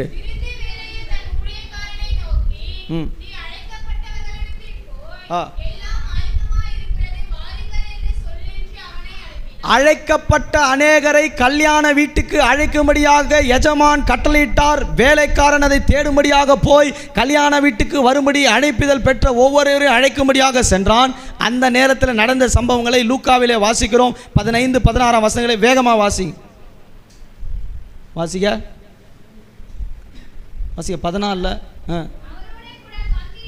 18ஆம் வசனம் வாசி. 18. ஆண்டவர் என்ன பண்ணுறாருன்னா, ஆயத்தமாக இருக்கிற கல்யாண வீட்டுக்கு வாங்கன்றார். அவங்க ஞானஸ்தானம் பெற்றுக்கிறாங்க, அழைப்பை பெற்றுக்கிறாங்க, கர்த்தராலே தெரிந்திருக்கப்பட்டிருக்கிறாங்க. ஆனால் அவங்க என்ன செய்கிறாங்க தெரியுமா? போக்கு சொல்கிறாங்க. சபைக்கு வரணும் தான், என்ன செய்கிறது, எல்லா வேலை இருக்குது, வரவே முடியலை. புதன்கிழமை வரணும் தான் நினைக்கிறேன். நீ நினச்சிட்டே இரு, ஆண்டவர் வருவார். நீ நினச்சிட்டே இருக்க வேண்டியதான், கைவிடப்பட வேண்டியதான். போக்கு சொன்னார்கள். அப்படி தான் சொல்லியிருக்குது. வாசிங்க 18 வாசிங்க முழுமையா. அவர்கள் எல்லாரும் போக்கு சொல்ல தொடங்கினார்கள். ஒருவன் ஒரு வயலை கொண்டு பாருங்க. முதலாவது அவர் சொல்றாரு, எனக்கு ஒரு பெரிய வயல் இருக்குது, அந்த வேலையெல்லாம் முடிச்சுட்டு நான் ஆண்டவர்கிட்ட வரேன். இன்னைக்கு ஆண்டவருடைய சமூகத்துக்கு வர வேண்டிய கர்த்தருடைய பிள்ளைகள் கல்யாண வீட்டுக்கு ஆயத்தமா? ஆண்டவர் சொல்கிறார், அதுக்கு ஆயத்தமா இருக்கிறவர்கள் உள்ளே பிரவேசிக்கிறார்கள். அழைப்புக்குள்ளே சரியானபடியான ஆயத்தம் இருக்க வேண்டும். உங்களுக்கு கொடுக்கப்பட்டுகிற அழைப்பில் ஆயத்தம் இருக்க வேண்டும். ஞானஸ்தானத்தில் ஆயத்தம் இருக்க வேண்டும். பரிசுத்த பஸ்காவிற்குள்ளே ஆயத்தம் இருக்க வேண்டும். பரிசுத்த ஆவியானவர்களால் ஆயத்தப்படுத்த வேண்டும். 4வது சொல்லப்பட்டிருக்குது, அழைப்பிலே நீங்கள் ஆயத்தப்பட வேண்டும். உங்களுக்கு கொடுக்கப்பட்டுகிற அழைப்பில் நீங்கள் ஆயத்தமாக இருக்கணும். கல்யாண வீட்டுக்கு கூப்பிடுறாரு, அழைக்கப்பட்டவங்க தான், இயேசு கிறிஸ்துவ தெரிந்தவங்க தான், இயேசுநாதன் புரிஞ்சவங்க தான், ரட்சிப்பை பெற்றவங்க தான். அழைப்பு கொடுத்த எல்லாரும் வாங்கனான்னு கூப்பிடுறார். அவர் சொல்கிறாரு, போக்கு சொல்கிறார், நான் வயல் வச்சுருக்கிறேன், அங்கே வேலை செய்யணும். உன் வீட்டு வேலை, உன் வயல் வேலை, உங்கள் தனிப்பட்ட வேலையை பார்த்துருந்தா கல்யாண வீட்டை நீங்கள் கைவிடப்படுவீர்கள். அவங்க சொல்கிறாங்க, எனக்கு நிறைய வேலை இருக்குது. இருக்கட்டும். ஒரு சிலர் ஜபத்துக்கு வாங்கன்னு சொன்னால், எனக்கு நிறைய வேலை இருக்குது பாஸ்டர். எனக்கு என்ன தெரியுமா தோணுது? எனக்கு என்ன தோணுன்னு நினைக்கிறீங்க? நான் நினைப்பேன், உனக்கு வேலை இருக்குது, எனக்கு வேலை இல்லாதான் நான் ஜாப் பண்ணுறேன், உனக்கு மட்டும் என்ன இருக்குது? வேலை இருக்குது. அப்படி தானே அர்த்தம் அதுக்கு? ஆமாவா இல்லையா? உங்களுக்கு விளங்குதா விளங்கலையா? ஜபத்துக்கு வாங்கன்னு கூப்பிட்டா எனக்கு என்ன இருக்குது? வேலை இருக்குது. அப்போ எனக்கு நீ என்னன்னு சொல்கிறேன்னா என்ன சொல்கிற? உனக்கு வேலை இல்லை, நீ ஜாப் பண்ணுற, அதான அர்த்தம் அதுக்கு? அப்படியா இல்லையா? அப்படின்றவங்க அலையில சொல்லுங்க பார்க்கலாம். வரல, ஏன்னா நிறைய பேர் சொல்கிறீங்கன்னு நினைக்கிறேன். அதான் வரல. கரெக்டாக சொன்னீங்க. வசனம் சொல்லுது, ஆண்டவர் கூப்பிட்றாரு, கல்யாண வீட்டுக்கு அழைப்பட்ட வா. இவர் சொல்கிறார், எங்கே இருக்கிற வேலை? வயலில் வேலை இருக்குது. போக்கு சொல்கிறார், வீட்டில் வேலை, காட்டில் வேலை, அங்கேயே இரு. கல்யாண வீட்டுக்கு வரும்போது கூப்பிடுறாரு, நீ கல்யாண விருந்துக்குள்ளே போக முடியாது. இவங்க எது வரைக்கும் வந்தாங்கன்னா, அந்த 5 கன்னிகள் கதவு வரைக்கும் வந்துட்டாங்க. கல்யாண வீட்டு டோர் வரைக்கும் வந்து நிற்கிறாங்க. திறந்தா அடுத்து விருந்து தான். இப்போ டோர் திறந்த உடனே உள்ளே போனால் விருந்து சாலை தான். ஆனால் என்ன நடந்தது தெரியுமா? ஆயத்தம் இல்லாமல் கூப்பிடும்போது சத்தம் கேட்காமல் நித்திரை பண்ணி கொண்டிருந்த அவர்கள் கைவிடப்பட்டார்கள். புத்தி உள்ளவர்களாக எண்ணெயும் தீவிட்டு வைத்திருந்த 5 புத்தி உள்ள கன்னிகள் மணவாளனோடு கூட போய் விருந்து சாலைக்குள்ளே கொண்டு போகப்பட்டார்கள். விருந்துக்குள்ளே போகிறதுக்கு நாம் ஆயத்தமாக இருக்கணும். அடுத்த கட்டம் அவங்க என்ன தெரியுமா சொன்னாங்க? அழைத்தவங்க இன்னொரு குரூப் இருக்குது. வாட்சி பாருங்க, 19ஆம் வசனம், 14, 19 வேகமாக வாசிங்க.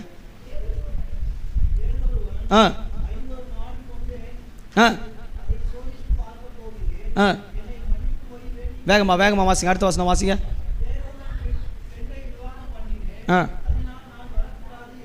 முதல் ஒருத்தர் சொல்றாரு, போக்கு சொல்லி வயல் இருக்குன்னு சொன்னாரு.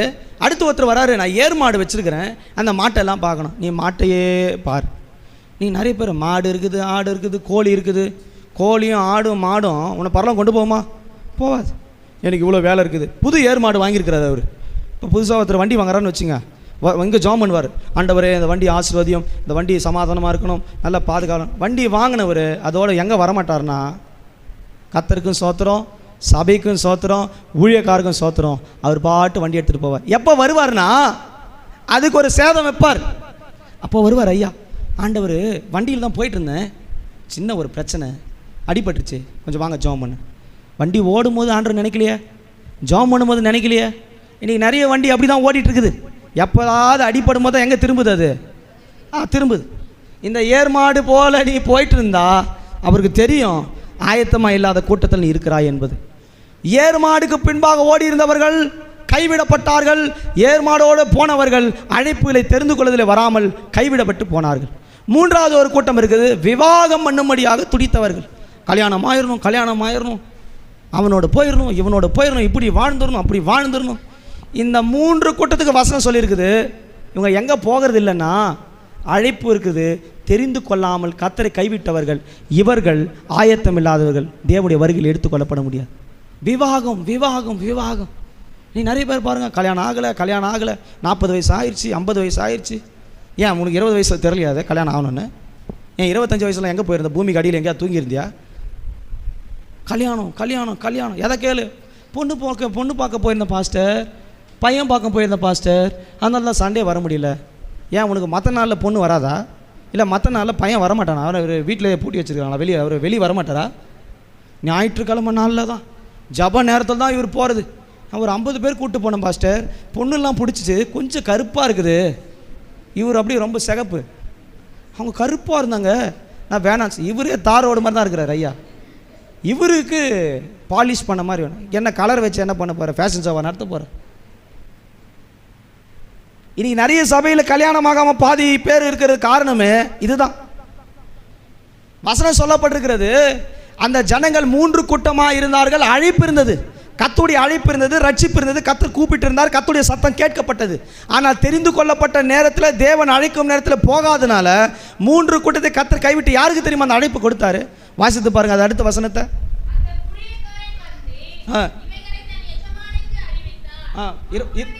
24, 23, 24 வாசிங்க.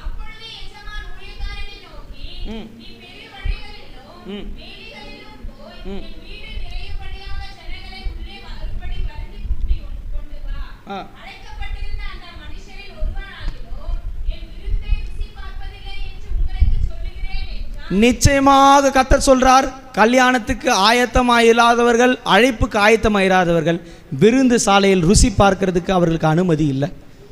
அவங்க எது வரைக்கும் வந்தாங்கன்னா, கதவு வரைக்கும் வந்தாங்க, ரட்சிப்பை பெற்றாங்க, வல்லமையை பெற்றாங்க, கிருபையை பெற்றாங்க, அபிஷேகத்தை பெற்றாங்க, பஸ்காவை உபசித்தாங்க, எல்லாம் பண்ணாங்க.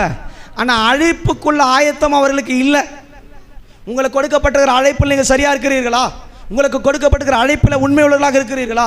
இந்த சபையில் உங்களுக்கு எதற்காக தேவன் அழைத்தாரோ அந்த அழைப்பை தெரிந்து கொண்டு அந்த அழைப்பில் உறுதி உள்ளவர்களாக நிற்க முடிகிறதா? இவர்கள் தான் பரலோக ராஜ்யத்துக்கு தெரிந்து கொள்ளப்பட்டவர்கள் எடுத்துக்கொள்ளப்பட முடியும். மற்றவர்கள் கைவிடப்படுவார்கள். விருந்து சாலைக்கு கூப்பிட்டவங்க வரலன்னு சொன்ன உடனே அவர் என்ன தெரியுமா செஞ்சார்?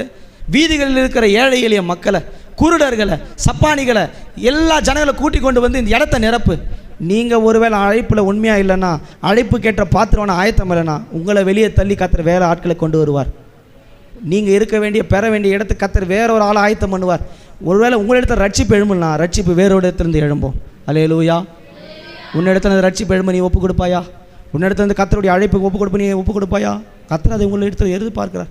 மத்திய 22ஆம் அதிகாரத்தில் வாசிக்கும் போது இதே சம்பவங்கள் அங்கே சொல்லப்பட்டிருக்கிறது, இன்னும் ஆழமாக சொல்லப்பட்டிருக்கிறது. மத்திய 22ஆம் அதிகாரம் 2ஆம் வசனத்திலிருந்து வாசிக்கும் போது அது சொல்லப்பட்டிருக்கிறது.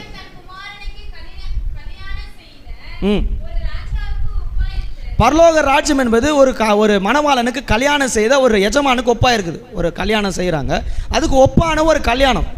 அந்த கல்யாணத்தில் எல்லாரையும் அழைக்கிறார். இயேசு கிறிஸ்து மணவாளன், நாம் மணவாட்டிகள். இதற்கு எடுத்துக்கொள்ளப்படுகிறதுக்கு ஆயத்தம் வேண்டும். அதுக்கு என்ன பண்ணுறார்? எல்லாருக்கும் ஒரு அழைப்புதல் கொடுக்குறார்.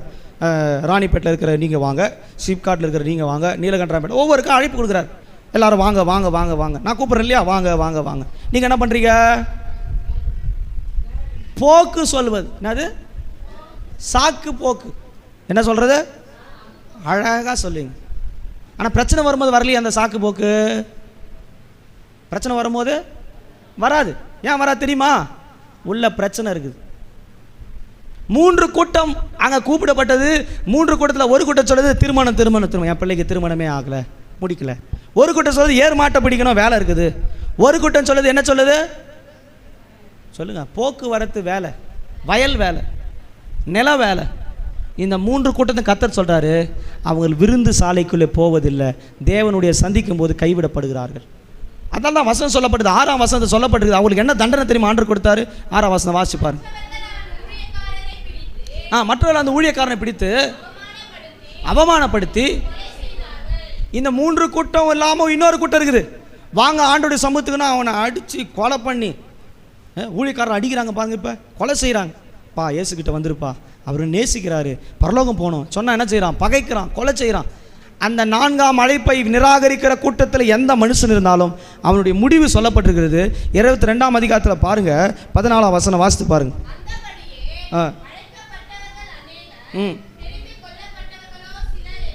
பாருங்க, அழைக்கப்பட்டவர்கள் அநேகர், ஆனால் தேவன் தெரிந்து கொண்டது ஒரு சிலரை கர்த்தர் தெரிந்தெடுத்திருக்கிறார். எல்லாரும் தேவனுடைய ராஜ்யத்துக்கு போவதா இருந்தால் பரலோக ராஜ்யத்துக்கு இடம் போதாது. இந்த பூமியில் இருக்கிற எல்லாரும் போய் சேர முடியும். ஆனால் தேவன் சொல்லுகிறார், பரலோக ராஜ்யம் போது தெரிந்து கொள்ளப்பட்டதான ஒரு சிலர். இந்த சபையிலே நீங்கள் அழைக்கப்பட்டிருக்கலாம், ரட்சிப்படைந்திருக்கலாம், வந்திருக்கலாம், சபையினுடைய வார்த்தைகளை கேட்டிருக்கலாம். ஆனால் தெரிந்து கொள்ளப்பட்ட ஒரு கூட்டம் தான் உன் தேவனை சந்திக்கும்படி ஆயத்தமாக எடுத்துக்கொள்ளப்பட முடியும். மற்றவர்கள் கைவிடப்படுகிறார்கள். 22ஆம் அதிகாரத்தை வாசிக்கும் போது அங்கே அந்த வசனம் சொல்லப்பட்டிருக்கிறது. 14ஆம் வசனத்தில் அழைக்கப்பட்டவர்கள் அநேகர், தெரிந்து கொள்ளப்பட்டவர்களோ ஒரு சிலர் என்று சொல்லி வாசிக்கிறோம். அந்த கொலைபாதகர்கள் இப்படி செய்த போது அங்கே என்ன தெரியுமா நடந்தது? 9ஆம் வசனத்தில் வாசிக்கும் போது, நீங்கள் வழி சந்தியிலே போய் காணப்படுகிற யாவரையும் கல்யாணத்திற்கு அழைத்து கொண்டு வாருங்கள் என்றான். ஊழியக்காரர் புறப்பட்டு வழிகளிலே போய் தாங்கள் கண்ட நல்லார் பொல்லார் யாவரையும் கூட்டிக் கொண்டு வந்தார்கள். கல்யாண சாலை விருந்து சாலைகளில் நிறைந்தது. விருந்தாளிகளை பார்க்கும் ராஜா உள்ளே பிரவேசித்த போது கல்யாண வஸ்திரம் தரித்திராத ஒரு மனுஷன் அங்கே கண்டு. ஏற்கனவே 4 விதமான கூட்டம் கல்யாண வீட்டுக்குள் பிரவேசிக்க முடியவில்லை. ஒன்று, சாக்கு போக்கு சொல்லி வயல் வேலையாக உலக வேலை செய்தவர்கள். 2வது, ஏர்மாடு பிடித்ததான இப்போது ஏதோ ஒரு காரியத்தில் உயர்வுகளை பெற்று அதன் பின்பாக ஓடிக்கொண்டிருக்கிறார்கள். 3வது, வாழ்க்கையில் ஒரு துணை இல்லாமல் தனிமையை உணர்கிறவர்கள், தனிமைக்காக உலகத்தை தேடிக்கொண்டிருக்கிற உலக மாம்சத்தை தேடுகிறவர்கள். இவர்கள் அவருடைய வருகையில் கைவிடப்படுகிறவர்கள். 4வது கூட்டம் வஸ்திரம் இல்லாதவர்கள். இவங்களை ஆண்டவர் தெரிந்து கொண்டார். எல்லாரையும் கூப்பிட்டார், வாங்க வாங்க வாங்க சபைக்கு வாங்க வாங்க. யாரும் வரல. அப்போ நல்லார் பொல்லார் குருடர் பார்வையை இல்லாத எல்லாரையும் கூப்பிட்டார். அப்போ எல்லாரும் ஆயத்தமாக இருந்து விருந்து சாலைக்குள்ள நுழையிறாங்க. அதில் ஒரு மனுஷன் வஸ்திரம் இல்லாமல் வருகிறான். என்ன வஸ்திரம்? வஸ்திரம் இல்லாமல் வரல. அவனுக்கு ஒரு வஸ்திரம் இல்லை, கல்யாண வஸ்திரம். தேவனுடைய சபைக்கு வரும்போது, பரலோகத்துக்கு எடுத்துக்கொள்ளப்படும் போது ஒரு வஸ்திரம் இருக்கிறது. இன்றைக்கி நாம் எல்லாம் சபைக்கு வரும்போது என்ன வஸ்திரத்தில் வரோம்? எது கிடைக்குதோ அதை எடுத்து போட்டு வரோம். சிலது கிழிஞ்சிருக்குதா, தைச்சிருக்குதா, அது எங்கெங்கேயோ ஓட்டை இருக்குது, ஓட்டை இல்லாதது, அதெல்லாம் போடுறோம். ஆனால் வஸ்திரம் சொல்லப்பட்டிருக்குது, கல்யாண வஸ்திரத்தோடு எங்கே வரணும்? இது கல்யாண வீடு. இது என்ன வீடு? கல்யாண வீடு. இங்கே வரும்போது என்ன வஸ்திரம் வேணும்? இப்போ நீங்கள் வேலைக்கு போகிறீங்க, அங்கே என்ன போட்டு போவீங்க? வீட்டுக்கு போடுற அந்த கிழிஞ்சது, கை கிழிஞ்சது, கால் கிழிஞ்சது, டைட்டாக போடுறது, இதை போடுறது, அங்கே போடுவியா? ஐயோ வேலையை விட்டு அனுப்பிச்சிருவார். பயம். உனக்கு பணம் கொடுக்குற அந்த உலக எஜமானுக்கு அவ்வளோ பயம்னா, பரலோகத்தை கொடுக்க போகிற அந்த எஜமானுக்கு உனக்கு எவ்வளோ பயம் இருக்கணும் இல்லையா? உலக எஜமானுக்கு இவ்வளோ பயம், ஐயோ வேலை விட்டு எடுத்துருவார், பரலோகத்தை நீ இழந்து போவாயே, உனக்கு எவ்வளோ பயம் இருக்க வேண்டும். கல்யாண வஸ்திரம் இல்லாதவர்கள் தேவனுடைய ராஜ்யத்துக்கு போவதில்லை. சில பேர் சாவு அடக்கம் பண்ணாமல் பெட்டிக்கு மட்டும் நல்ல ஒயிட் அண்ட் ஒயிட். ஏன் அப்போ போடு கருப்பு ட்ரெஸ்ஸு? அப்போ போட மாட்டியா? இல்லை, அப்போ போடுறதே இல்லை. அப்போ பரிசுத்த க்ளோரி ஆகிடுறாரு அவர். வாழும்போது நல்லா கருப்பு ட்ரெஸ்ஸு, பூ போட்டது, கலர் போட்டது, கிழிஞ்சது, பறக்க விடுறது, இங்கே ஓட்ட அங்கே ஓட்ட, இங்கே ஜன்னல் அங்கே ஜன்னல், எல்லா ஜன்னல் தான் இருக்குது. இன்னும் கொஞ்சம் போனால் பில்டிங்கை கட்டுருவார் கீழே இருந்து மேலே வரைக்கும். இப்போது ஒரு இதில் பார்த்தேன், எல்லா ட்ரெஸ்ஸும் மேலேருந்து கீழே வரைக்கும் கிழிஞ்சிருக்குது. அதை போட்டிருக்கிறான் எத்தனையோ லட்சக்கணக்கில். நான் நினச்ச பிச்சைக்காரனே இந்த ட்ரெஸ் தான் போட்டுக்கிறான். இந்த ட்ரெஸ்ஸை லட்சக்கணக்கில் வாங்கினா அவன் எவ்வளோ பெரிய பிச்சைக்காரனையும் கேடுகட்ட பிச்சைக்காரனாக இருப்பான் இல்லை? பிச்சைக்காரனை விட கேடுகட்ட பிச்சைக்காரன் இந்த பூமியில் இருக்கிறான். ஆனால் வசனம் சொல்லுது, கல்யாண வீட்டுக்குள்ளே பிரவேசிக்காமல் போனதனுடைய 4ஆம் காரணம் இருந்தது. அது கல்யாண வஸ்திரம் இல்லாதவர்கள். ஒரு கூட்டம் போக்கும் காரியத்தையும் சொல்லி போய் தங்களுடைய வயல் வேலைகளில் உட்கார்ந்து உலக வேலை செய்தவர்கள் கைவிடப்பட்டார்கள். 2வது கூட்டம் ஏர்மாடுக்கு பின்பாக கத்தர் கொடுத்த ஆசீர்வாதத்துக்கு பின்பாக கத்தர் கொடுத்த வேலைக்கு பின்பாக ஓடினவர்கள் கைவிடப்பட்டார்கள். 3வது கூட்டம் உலக மாம்சத்தின் இச்சைகளை தேடி உலக அன்பை தேடி ஓடிக்கொண்டவர்கள் கைவிடப்பட்டார்கள். 4வது கூட்டம் கல்யாண வஸ்திரம் இல்லாதவர்கள். தேவன் ஒரு கர்த்தருடைய பிள்ளைகளுக்கு வஸ்திரத்தை வைத்திருக்கிறார். தேவன் ஒரு பிள்ளைகளுக்கு அலங்காரத்தை வைத்திருக்கிறார். வெளிப்படுத்தலை வாசிக்கும் போது 3ஆம் அதிகாரம் 4-5 வசனங்களை வாசிக்கும் போது அங்கே வேதத்தில் என்ன வாசிக்கிறோம்? 4-5 வசனங்கள். தங்கள் வஸ்திரங்களை அசுசிப்படுத்தாத சில பேர் சர்தையிலும் உனக்கு உண்டு, அவர்கள் பாத்திரவான்கள் ஆனபடியால் என்ன வஸ்திரம் தரித்து? வெண் வஸ்திரம் தரித்து. ஆண்டரோடு நடக்கிறவன் எப்படி தெரியுமா இருப்பான்? ஜெயம் கொள்ளுகிறவன். ஜெயம் கொள்ளுகிறவனுக்கு என்ன வஸ்திரம்? மற்ற ஜெயம் பெறாதவன் வருகைக்கு போகாதவங்க வஸ்திரம் என்ன வஸ்திரம் சொல்லப்படுகிறது? சர்தையில் அசுசிப்படாதவர்கள். அசுசிப்படாதவன் என்ன அர்த்தம்? கரையில்லாத ஒரு சபை. சில சொல்கிறாங்க இருதயத்தில் சுத்தம் இருந்தால் தான் ஃபஸ்ட்டு ஒயிட் போகணும். நீ என்னைக்கு இருதயம் சுத்தமாகும்? சாகர வரைக்கும் இருதயம் சுத்தமாக நினைக்கிறியா? சத்தியமாக சுத்தமாகாது. ஆகுமா? அந்த பொறாமை போகுமா? அந்த கோபம் போகுமா? அந்த எரிச்சல் போகுமா? அந்த பாவம் போகுமா? இதை நீ போடும்போது உனக்கு ஒரு எண்ணம் வரும், இதற்கேற்ற பரிசுத்தம் எனக்கு இல்லையே, இதற்காக என்னை பரிசுத்தப்படுத்துகிறேன். ஜெயம் கொள்ளுகிறவனுக்கு வெண் வஸ்திரத்தை கர்த்தர் தருகிறார்.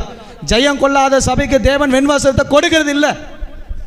இன்றைக்கி சபையில் கலராக போடுறாங்க, கலர் லைட்டு, அதுக்கு ஒரு பிரசங்கம். கர்த்தர் இருதயத்தை பார்க்கிறார், வஸ்திரத்தை பார்க்கறதே இல்லை.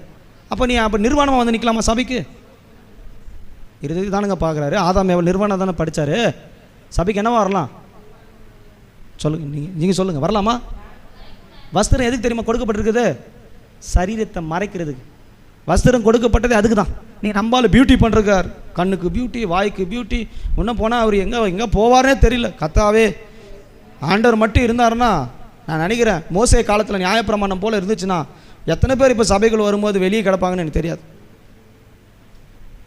ஆசாரியனே கொன்றுவார்னா நம்ம ஆளுங்க பண்ணுற பியூட்டி வேலைக்கெல்லாம் அடித்தாருன்னா எனக்கு தெரில எங்கே போவாங்கன்னு எனக்கு தெரில. நான் வசனம் சொல்லுது, ஜெயம் கொள்ளுகிறவன் வெண் வஸ்திரத்தை தரித்திருக்கிறவர்கள். இந்த உலகத்தையே, இந்த உலகத்தினுடைய ஐஸ்வர்யத்தை, உலக அலங்காரத்தை ஜெயிக்க முடியாத நீ பரலோகத்தை எப்படி ஆயத்தப்படுத்த முடியும்? அந்த கல்யாண வீட்டுக்கு வரான், வேகமாக வந்துட்டார் உள்ள. அவர் சபைக்குள்ளே வந்து நிற்கிறார். விருந்து வாழைக்கு போகலாம், விருந்துலாம் ரெடியாக இருக்குது, டேபிளில் விருந்து வச்சாச்சு, உட்கார போகிறாரு. எஜமான் கூப்பிட்றாரு, வாப்பா எங்கேருந்து வந்த நீ? உனக்கு வஸ்திரம் இல்லையே, நீ எப்படி உள்ளே வந்த? கிளம்ப வெளியே. அப்படி ஒருவேளை நான் சொன்னால் எனக்கு என்ன நடக்கும் தெரியுமா? ஏற்கனவே பாதி பேர் வர்றதில்லை. நான் அப்படி ஒரு ரூல்ஸை போட்டோம்னா, அழகாக என் வீட்டு பக்கத்துலேயே எனக்காக ஒரு வாசல் திறக்கப்பட்டிருக்கிறது. திறந்த வாசலை கத்தரை என் வீட்டு வெளியே வச்சுருக்கிறேன் ஐயா, நாளையிலேருந்து நான் அங்கே போயிடுறேன். இல்லை, ரொம்ப ஆயத்தமாக இருப்பேன். நீ எங்கே வேணால் போ, வசனம் சொல்கிறதா நான் சொல்ல முடியும். சத்தியத்தை சத்தியத்தின்படி சொல்லணும், கண்டித்து சிற்றித்து போது எனக்கு சொல்லியிருக்கிறார். 2 பேர் வந்தாலும் சபை நடக்கும். யாருமே வரலாலும் கைத்தட்டி பாட எனக்கு தெரியும். நான் சொல்லுவேன், சபை பரலோகத்துக்கு ஆயத்தமாக இருக்குன்னே தவிர சபை கூட்டத்துக்கு ஆயத்தம் இல்லை. சபையினுடைய தேவை மணவாளனை சந்திக்கும்படி ஆயத்தப்படு. இந்த உலகத்தில் ஜனத்தில் பெரிய சர்ச்சு 1000 பேர் இருக்கிறாங்க. நீ 1000 பேர் இந்த பூமியில் இருக்கலாம், ஆனால் பரலோகத்தில் 1000 10,000 இருக்கிற கூட்டத்தில் நீ ஆயத்தமாக உன் தேவனை சந்தித்து போக முடியுமா? அதுக்கு கல்யாண வீட்டுக்கு ஏற்ற வஸ்திரம் உனக்கு வேண்டும். வெளிப்படுத்தல வாசிக்கும் போது 7ஆம் அதிகாரம் 13 14 வசனங்களை வாசிக்கும் போது 7ஆம் அதிகாரம் 13 14 வசனங்களில் சொல்லப்பட்டிருக்கிறது.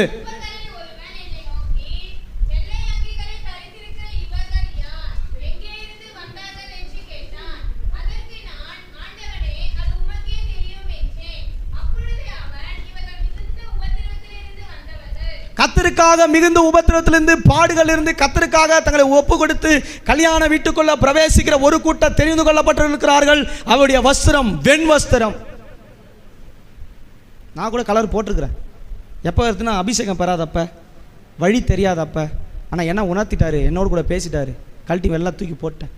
நான் போடாத ட்ரெஸ்ஸே கிடையாது, எல்லா பிராண்டும் வாங்கி பார்த்துட்டேன். இந்த உலகத்தில் இந்த வஸ்திரம் தாழ்மையை காண்பிக்குது, கத்தரை வெளிப்படுத்துது. நீ சபைக்கு ஒரு ஒயிட் அண்ட் ஒயிட் போட்டு பாரு, அந்த அம்மா சபைக்கு போகுது. நீ ஜிகி ஜிகி ஜிகி ஜிகின்னு வந்து பாரு. இது என்ன சினிமா தேட்டருக்கு போதா, இல்லை ஊரை சுத்த போதா, இல்லை பார்க்குக்கு போதா? நான் சொல்லுங்க, வசனம் சொல்லுது. நீங்கள் வீட்டில் உட்காந்து பொறுமையாக சர்தை சபைக்கு சொன்னது பாருங்கள். இது எல்லாராலும் போட முடியாது. இந்த வஸ்திரம் போடப்படுறதுக்கு ஒரு ஜெயம் தேவை. அதனால தான் வசனம் சொல்லப்படுது, ஜெயம் கொள்ளுகிறவன் எவனோ அவனுக்கு வெண்வஸ்திரத்தை தருவேன். இந்த உலகத்தில் ஜெயிக்கிறவர்கள், மாம்சத்தை ஜெயிக்கிறவர்கள், பாவத்தை ஜெயிக்கிறவர்கள், உலகத்தில் இருக்கிற எல்லா மேன்மையும் ஜெயிக்கப்பட்ட ஒரு கூட்டம் இருக்கிறது. அவர்களுக்கு கர்த்தரே வெண்வஸ்திரத்தை தருகிறார். அது அவங்களும் அப்படியே சும்மா எல்லாரும் பார்த்து காப்பி அடிக்கிறது இல்லை, அவங்க மனதிலே அது உருவாக்கப்படுகிறது. அது தேவனே தருகிறதான வெண்வஸ்திரம். அது ஜெயம் கொள்ளப்பட்ட சபை. 4வது அழைக்கப்பட்ட அழைப்பிலே ஆயத்தமாயிருங்கள். 5வது சுவிசேஷத்திலே ஆயத்தமாயிருங்கள். எபேசியர் நடபடிகள் 6ஆம் அதிகாரம் 15ஆம் வசனம். வேகமாக வாசிங்க, முடிக்க போகிறேன். 6ஆம் அதிகாரம் 15ஆம் வசனம். சமாதானத்தின் சுவிசேஷம் என்னும் பாதரட்சையை தொடுத்தவர்களாயும் என்று சொல்லப்பட்டுகிறது. சமாதானத்தின் சுவிசேஷம் என்னும் பாதரட்சை, சுவிசேஷத்தை ஆயத்தமாக எடுத்துக்கொள்ள வேணும். இன்றைக்கி நிறைய பேர் சபையில் சுவிசேஷமே சொல்கிறது இல்லை. பக்கத்தில் இருக்கிற அக்காவுக்கு, எதிர் வீட்டில் இருக்கிற அக்காவுக்கு, உங்கள் நண்பருக்கு பேசிகிட்டே இருக்கும்போது, அன்பாக பேசும்போது அவங்ககிட்ட என் வாழ்க்கையில் இதெல்லாம் நடந்துச்சு, கர்த்தர் இதெல்லாம் சொன்னார். சமாதானத்தின் சுவிசேஷம் என்னும் பாதரட்சை. இப்போ உங்கள் எல்லாருக்குமே பாதரட்சைனா தெரியும், நம்ம கால்களை அணிக்கிறதான செப்பலை தான் நம்ம சொல்கிறோம். அந்த பாதரட்சைக்கு ஒரு அளவு இருக்குது. இப்போ சிலருக்கு 7 இருக்கும், சிலருக்கு 8 இருக்கும், சிலருக்கு 9 இருக்கும். இந்த பாதரட்சை எல்லாருக்கும் ஒன்று இல்லை. ஒவ்வொரு கர்த்தருடைய பிள்ளைகளுக்கும் சுவிசேஷத்துக்கு ஒரு அளவு கொடுத்துருக்கிறார். எது உங்களுக்கு பொருந்துமோ அந்த அளவுக்கு நீங்கள் சுவிசேஷம் சொல்லணும். சில பேர் கிராமங்களுக்கு சுவிசேஷம் சொல்கிற அளவுக்கு பொறுத்து இருக்கும். சில பேர் உங்கள் வீட்டில் செய்கிற மாதிரி கிருபை கொடுத்துருப்பார், செய்யுங்க. சில பேருக்கு இந்துக்கள் மக்கள் ஊழியம் செய்ய சொல்லியிருப்பார். சுவிசேஷத்தில் உங்களுக்கு கொடுக்கப்படுகிற தாளந்துக்கு அளவுக்கு தக்கதாக நீங்கள் செய்தாக வேண்டும். மத்திய 25 வாசிக்கும் போது 5 தாளந்து கொடுத்தவன், 2 தாளந்து கொடுத்தவன், 1 தாளந்து கொடுத்தவனை கொடுத்து வாசிக்கிறோம். தேவன் உங்களுக்கு சுவிசேஷத்தில் எது பொருந்தும் என்று கொடுத்திருக்கிறாரோ அந்த பொறுப்புக்கு ஏற்றவாறு நீங்கள் செய்யப்பட வேண்டும்.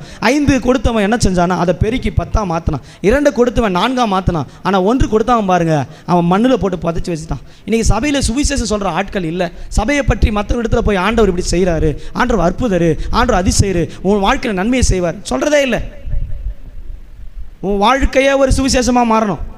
உன்னை பார்க்குறவங்கிட்ட சொல்லணும், அந்த அம்மாவா ஜெபிச்சுட்டே இருப்பாங்க, அவங்க போகிற சபை நல்ல சபை, ஆவிக்குரிய சபை, கர்த்தர் அற்புதங்களை செய்கிறவர், அப்படி உன்னை கொடுத்து சாட்சி சொல்லணும். உன்னை பார்க்கும்போது தான் சொல்கிறானே, இது அது இல்லை, நம்மளை பார்க்கும்போது இது அது இல்லை, இது அப்படிப்பட்டது, இப்படி எப்படி உன் சாட்சி சரியில்லாதப்போ என்ன சுவிசேஷம் போய் சொல்ல முடியும்? சொல்ல முடியுமா? ஆண்டவர் அற்புதர், ஆண்டவர் அதிசயர், உன்னை பரிசுத்தமாக மாட்டேன், நீ பரிசுத்தமே இல்லை, அவன்கிட்ட போய் நீ பரிசுத்தமாக மாறிடுவேன், ஆண்டோட சமத்துக்கு வானா, நீ இத்தனை வருஷமாக போகிறே, நீ இன்னும் மாறலையே சொல்லுவானா மாட்டானா? நீங்கள் மாறினாதான் அந்த சுவிசேஷ மாற்றத்தை கொண்டு வரும். இன்றைக்கி ஏன் இந்த இந்த இந்த இந்தியாவில் இவ்வளோ பேர் ரட்சிக்கப்பட்டிருக்குன்னா, ஒரு தோமா சரியான சாட்சி உள்ளவராக இருந்தார். ஒரு ஆள் நீங்கள் சாட்சியாக இருந்தால் உங்கள் மூலமாக அநேகர் கர்த்தருடைய சமூகத்தில் ரட்சிக்கப்படுவார்கள். இந்த பரலோகத்தில் சேர்த்து வைக்கிற பொக்கிஷம் நீங்கள் போடுகிற இந்த காணிக்கையினால் மாத்திரம் அல்ல, பரலோகத்தில் சேர்த்து வைக்கப்படுகிற பொக்கிஷம் கர்த்தருக்கு செய்கிற ஊழியத்தில் இருக்கிறது. நீங்கள் ஒருவனுக்கு சொல்லுகிற சுவிசேஷம் பரலோக பேங்க்கில் உங்களுக்காக ஒரு அக்கௌண்ட்டில் கர்த்தர் உங்களுக்காக ஒரு காரியத்தை சேர்த்து வைத்து கொண்டிருக்க, அந்த மறந்து போகாதீங்க. இந்த உலகத்தில் பரலோகத்தில் சேர்த்து வைக்கிற ஒரே ஒரு காரியம் இருக்குன்னா அது கர்த்தருக்காக செய்கிற ஊழியத்தை தவிர வேறு எதுவுமே இல்லை. வசனத்தில் வாசித்து பார்க்கும்போது ரோமர் 1:16 வாசிக்கும்போது ரோமர் 1:16 சொல்லப்பட்டிருக்குது, நான் சுவிசேஷத்தை பற்றி சொல்வதற்கு வெட்கப்படேன். இன்றைக்கி சுவிசேஷத்தை சொல்லணுனாலே நிறைய பேருக்கு வெட்கம். உங்களுக்கு என்ன அளவு கொடுத்தாலும் அந்த அளவுக்கு ஊழியம் செய்யுங்க. அளவுக்கு மீறி சிலது அளவுக்கு மீறி போகிறது. இவர் தலைமையில் கை வச்சு ஜெபம் பண்ணுவார், இவரே போய் பேய் ஓட்டுவார், இவரே போய் வீட்டுக்குள்ளே தனி ஜெபம் நடத்தார், சில நேரத்தில் அவரே சபையை ஆரம்பிச்சிடுவார். மீறி போகக்கூடாது. வசனம் தான் சொல்லுது, அவனுக்கு கொடுக்கப்பட்டிருக்கிறது என்னதென்று அறிந்து அளவுக்கு தக்கதாக ஊழியம் செய்ய வேணும். சமாதானத்தின் சுவிசேஷம் என்ன பாதரட்சி. உங்கள் அளவை விட செப்பல் பெருசாக போட்டால் என்ன தெரியுமா நடக்கும்? என்ன நடக்கும்? 8 சைஸ் போட வேண்டிய 9 சைஸ் போட்டாலோ, இல்லை 8 சைஸ் போட வேண்டிய 7 சைஸ் போட்டாலும் நடக்க முடியாது, கீழே தான் விழுந்து எழணும். அதே போல் ஊழியத்தில் கர்த்தர் உங்களுக்கு ஒதுக்கப்பட்டிருக்கிற பாதரட்சையின் அளவு எவ்வளவு என்பதை சரியான விதத்தில் பகுத்து புரிந்து அதற்கேற்ற ஊழியம் செய்யும்படி ஒப்பு கொடுக்கிறவர்கள் பரலோக ராஜ்யத்தில் பிரதிபலனை பெற்றுக்கொள்கிறார்கள். இப்போ செருப்பு எடுக்கிற கடையில் போய் 8ஆம் நம்பர் செருப்பு இல்லை, 9 தான் இருக்குது, 10 இருக்குது, வாங்கிக்கணும், வாங்கிப்பீங்களா? என்ன சொல்லுவீங்க? நிச்சயமாக என்ன பண்ண மாட்டீங்க. சில அறிவாளிங்க இருப்பாங்க, கால் வளர்ந்துருமா, சின்ன பிள்ளைங்களை வாங்கி கொடுக்குமா சொல்லுவாங்க, ஏய் கால் வளர்ந்துருண்டா. அவன் பாவம் அதை போட்டு கீழேயும் மேலேயும் விழுந்து எழுந்து, இந்த தாயினால் நான் படுற பாடு இருக்குது, இந்த பேயை வச்சுட்டு அவன் போராட்டமே சந்திக்கிறான். துணி வாங்கி கொடுத்தாலும் அந்த நிலைமை தான். பெரிய துணியை வாங்கிட்டு 10 வருஷத்துக்கு இதே போடு, நீ அதுக்குள்ளே பெரிய ஆள் ஆகிடுவேன். நான் என்ன சொல்கிறேன், தைக்காத துணியை வாங்கி வந்து போத்திட்டு சைஸே மிச்சம், பிரச்சனையே கிடையாது. நீ எத்தனை வருஷம் 100 வருஷம் ஆனாலும் போடலாம், ஏன்னா தைக்கல. இப்போ அந்த மாதிரி நிலைமைக்கு தான் உலகம் இருக்குது. உனக்கு கொடுக்கப்பட்ட ஊழியத்தை சரியாக செய்கிறதுக்கு அளவு இருக்கிறது. அளவுக்கு மிஞ்சின நீதிமானாக இருக்காத. கொடுக்கப்பட்ட ஊழியம் சுவிசேஷ ஊழியத்தை சரியாக செய்கிறதுக்கு ஒப்பு கொடுக்கப்பட வேண்டும். வேதத்தில் வாசிக்கும் போது 1 கொரிந்தியர் 9:14 வாசிக்கும் போது, இப்படி நீங்கள் ஊழியம் செய்தால் என்ன நடக்கும்? அந்தபடியே சுவிசேஷத்தை அறிவிக்கிறவர்களுக்கு சுவிசேஷத்தினாலே அவர்களுக்கு பிழைப்பு உண்டு. நீங்கள் சத்துருக்காக ஊழியம் செஞ்சீங்கன்னா அந்த ஊழியத்தில் ஒரு பிழைப்பு இருக்கிறது. ஒரு சகோதரர் சொன்னார், நான் ஊழியம் செய்ய போயிருந்தேன், என்கிட்ட 100 ரூபா இருந்தது, மிஷினரி மாறா போனேன், அந்த 100 ரூபா அவங்ககிட்ட கொடுத்து, ஒரு பாட்டியம்மா சுவிசேஷம் சொல்ல போயிருக்கிறாங்க, அங்கே வயசான ஒருத்தர், இவங்களோட வயசானவங்க ரொம்ப ஏழ்மையில் இருந்துருக்கிறாங்க. அந்த அம்மாவே தலை காஞ்சி போய் வீட்டில் இருந்து எல்லாம் விட்டுருக்குறாங்க. இந்த 100 ரூபாவை என்ன பண்ணாங்க, அவங்ககிட்ட கொடுத்து கர்த்தர் உங்களை ஆசீர்வதிப்பார், ஏசப்பாவை ஏற்றுக்கொள்ளுங்க, அன்பாக சொல்லி சுவிசேஷம் சொல்லி அவங்கள சபை கொண்டு வந்துட்டாங்க. இந்த 100 ரூபா கொடுத்துட்டு இவங்க என்ன பண்ணாங்க, பக்கத்து வீட்டுக்கு போய் ஜாம் பண்ண போனாங்க. இப்போ இந்த மதிய சாப்பாடுக்கு அந்த 100 ரூபா தான் இருக்குது. இப்போ இந்த 100 ரூபா என்ன பண்ணிட்டாங்க, கொடுத்துட்டாங்க. நாம கொடுக்க மாட்டோம்ல. சுவிசேஷம் மட்டும் வாய் நிறைய பேசுவோம், ஆண்டவர் அற்புதர், வல்லவர், இரக்கமுள்ளவர், ஏழைக்கு இறங்க மாட்டான், கொடுக்க மாட்டான், எச்ச கையில் கூட ஓட்ட மாட்டான். அப்படி இருக்கிறவங்க சபையில் நிறைய பேர் இருக்கிறான். அந்த அம்மா கொடுத்துட்டு பக்கத்து வீட்டில் போய் ஜெபம் பண்ணாங்களாம். பாருங்கள், அவங்க இந்து தான். ஜெபம் பண்ண உடனே ஒரு 100 ரூபாய் எடுத்து கையில் கொடுத்து ஜெபம் பண்ணு. இதுதான் சுவிசேஷத்தினாலே உண்டாகிற பிழைப்பு. நீ எதை விதைக்கிறாயோ அதையே அறுப்பாய். விதைக்காத இடத்துல ஒரு நாளும் நீ பலனை பெற முடியாது. கர்த்தருக்காக விதைக்கிறவன் கம்பீரத்தோடு அறுக்கிறான், அழுகையோடு விதைக்கிறவன் கம்பீரத்தோடு கர்த்தருடைய சமூகத்தில் பலனை பெற்றுக்கொள்கிறான். சுவிசேஷத்துக்காக நீங்கள் விதைச்சா கர்த்தர் 30, 60, 100 பலனை பெற்றுக்கொள்ள முடியும். ஈசாக்கு விதைத்தான், கர்த்தர் அவனை 100 மடங்கு ஆசீர்வதித்தார். கர்த்தருக்காக நீங்கள் விதைக்கிற ஒரு விதையும் ஒரு நாளும் பலனற்று போவதில்லை. கர்த்தருக்காக நீ செய்கிற சுவிசேஷத்தின் ஊழியத்தில் ஒரு நாளும் கர்த்தர் பலனளிக்காமல் போக மாட்டார். வானத்தின் பல கனிகளை திறந்து இடங்கொள்ளாமல் போக மட்டும் உங்களை நிச்சயமாகவே ஆசீர்வதிப்பார். தேவையானது சுவிசேஷ பாரத்தை புரிந்தவர்கள் அவனுடைய ஆயத்தம், சமாதானத்தின் சுவிசேஷம் என்னும் ஆயத்தம். ரோமர் 10ஆம் அதிகாரம் 15ஆம் வசனத்தை வாசிக்கும் போது, 10ஆம் அதிகாரம் 15ஆம் வசனம், வேகமாக வாசிக்க. அனுப்பப்படாவிட்டால் எப்படி பிரசங்கிப்பார்கள்? சமாதானத்தை கூறி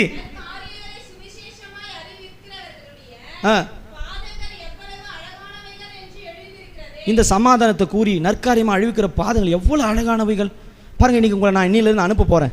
நீங்கள் உங்கள் கிராமத்துக்குள்ளே போகணும், உங்கள் வீட்டுக்குள்ளே போகணும், உங்கள் நண்பர்கள்கிட்ட போகணும், போய் சொல்லணும், இனி காலம் செல்லாது, உன் தேவனை சந்திக்கும்படி ஆயத்தப்படு. நீ ஞானஸ்தானம் எடுக்கலை, நீ அபிஷேகம் பெறலை, நீ இன்னும் பரிசுத்தாவினை பெறலை, நீ இன்னும் பஸ்காவை பெறலை, இன்னும் கல்யாண வீட்டுக்கு ஏற்ற அழைப்புக்கு ஏற்ற ஆயத்தம் இல்லை, இன்னும் சுவிசேஷத்துக்கு வேண்டிய ஆயத்தம் இல்லை. இதை நீங்கள் சொல்லி உணர்த்தி அவர்களிடத்தில் கர்த்தருடைய சத்தியத்தை சொல்லும்போது, கர்த்தருக்கு உனக்காக பிறந்தார், உனக்காக மரித்தார், உனக்காக உயிர்த்தார் என்று சொல்லி சத்தியத்துக்குள்ளே நடத்தினால் சீயோன் மலை மீதில் உங்கள் கால்கள் அழகானவைகளாக பரலோகத்திலே ஜொலிக்கும். இவர்கள் ஆயத்தமானவர்கள் பரலோகத்துக்கு எடுத்துக்கொள்ளப்படுவார்கள். அதனால் ஏசி 52ஆம் அதிகாரம் 7ஆம் வசனம் இதே வசனம் சொல்லப்பட்டிருக்குது.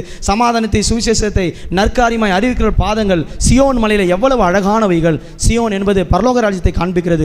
வடதிசையில் உள்ள சீயோன் பர்வத மகாராஜாவின் நகரம், அதுவே தேவன் தங்க வாசஸ்தலமாக இருக்கிற சங்கீதத்தில் வாசிக்கிறோம். மகாராஜாவின் நகரத்தில் இந்த சுவிசேஷத்தை சொல்லி ஆயத்தமாக இருக்கிற ஒரு கூட்டம் பரலோகத்திலே பிரகாசிப்பார்கள். உன் தேவனை சந்திக்கும்படி நீ ஆயத்தப்படு. ஆமோஸ் 4:12 படி உன் தேவனை சந்திக்க நீ ஆயத்தமா? உன்னை ஆயத்தப்படுத்திக்கொள். நீ ஆயத்தப்படு, உன் ஜனத்தை ஆயத்தப்படுத்து, நீ அதற்கு காவலாளனாயிரு. முதலாவது ஞானஸ்தானத்தில் உன்னை ஆயத்தப்படுத்த வேண்டும். 4 விதமான ஞானஸ்தானங்கள் உண்டு. ஒன்று ஜலத்தினாலே, மற்றொன்று ஆவியினாலே, மற்றொன்று அக்கினினாலே, மற்றொன்று பாடுகளை சுமக்கிற அனுபவம். இரண்டாவது பஸ்காவாகிய அவருடைய ரத்தத்தையும் அவருடைய சரீரத்தையும் புசிக்க ஆயத்தம் வேண்டும். மூன்றாவது உங்களுக்கு கொடுக்கப்பட்டிருக்கிறதான பரிசுத்தாவியின் வல்லமையினால் நிரப்பப்பட்டதான ஒரு கிருபையை ஆயத்தத்தை பெற வேண்டும். நான்காவது அழைப்புக்கேற்ற ஆயத்தம். உங்களுக்கு கொடுக்கப்பட்ட அழைப்பை சரியான விதத்தில் புரிந்து கொள்ள வேண்டும். நீங்கள் 4 காரியத்தில் அழைப்பை தவற விடக்கூடாது. ஒன்று, இந்த உலகத்தின் சாக்கு போக்கினாலும் உலகத்தினுடைய வேலை காரியங்களாலும் விடக்கூடாது. ரெண்டாவது காரியம், உங்களுக்கு கொடுக்கப்பட்டிருக்கிற வேலையோ உங்களுக்கு கொடுக்கப்பட்ட ஐஸ்வர்யமோ தேவனை விட்டு பிரிக்கக்கூடாது. மூன்றாவது, உலக மாம்சம், இச்சைகள், விவாகம், இப்படிப்பட்ட காரியங்கள் உங்களை தேவனை விட்டு பிரிக்கக்கூடாது. நான்காவது காரியம் சொல்லப்பட்டது, வஸ்திரத்தில் உண்மை இல்லாமல் இருக்கிறவர்கள் இவர்கள் அழைக்கப்பட்டதிலே கைவிடப்படுகிறார்கள். உங்கள் அழைப்பிலே உண்மையுள்ளதாக இருக்க வேண்டும். ஐந்தாவது காரியம் சமாதானத்தின் சுவிசேஷம் என்னும் ஆயத்தம். இந்த 5 ஆயத்தம் உங்களுக்குள்ள இருந்தால் உன் தேவனை சந்திக்கும்படி நீ ஆயத்தத்தோடு புறப்படலாம். இந்த 5 ஆயத்தம் எனக்கு தாருங்க ஆண்டவரே, நான் அது காவலனாக இருக்க உதவி செய்யும், என் சபைக்கு என் குடும்பத்துக்கு காவலனாக இருக்க செய்யும். இப்படி வரைகள் நான் எடுத்துக்கொள்ளப்பட உதவி செய்வீராக. முழங்கால் படிட்டு கண்களை மூடி என்னை ஆயத்தப்படுத்தும் கர்த்தாவே, என் குடும்பத்தை ஆயத்தப்படுத்துங்க ஆண்டவரே. எங்களில் பலர் இன்னும் ஆயத்தம் இல்லாமல் இருக்கிறோம், நீர் அதை உணர்த்தினீர் சுவாமி. இந்த காலவேளை எங்களை தருகிறோம் என்று சொல்லி வாய்களை திறக்கலாமே.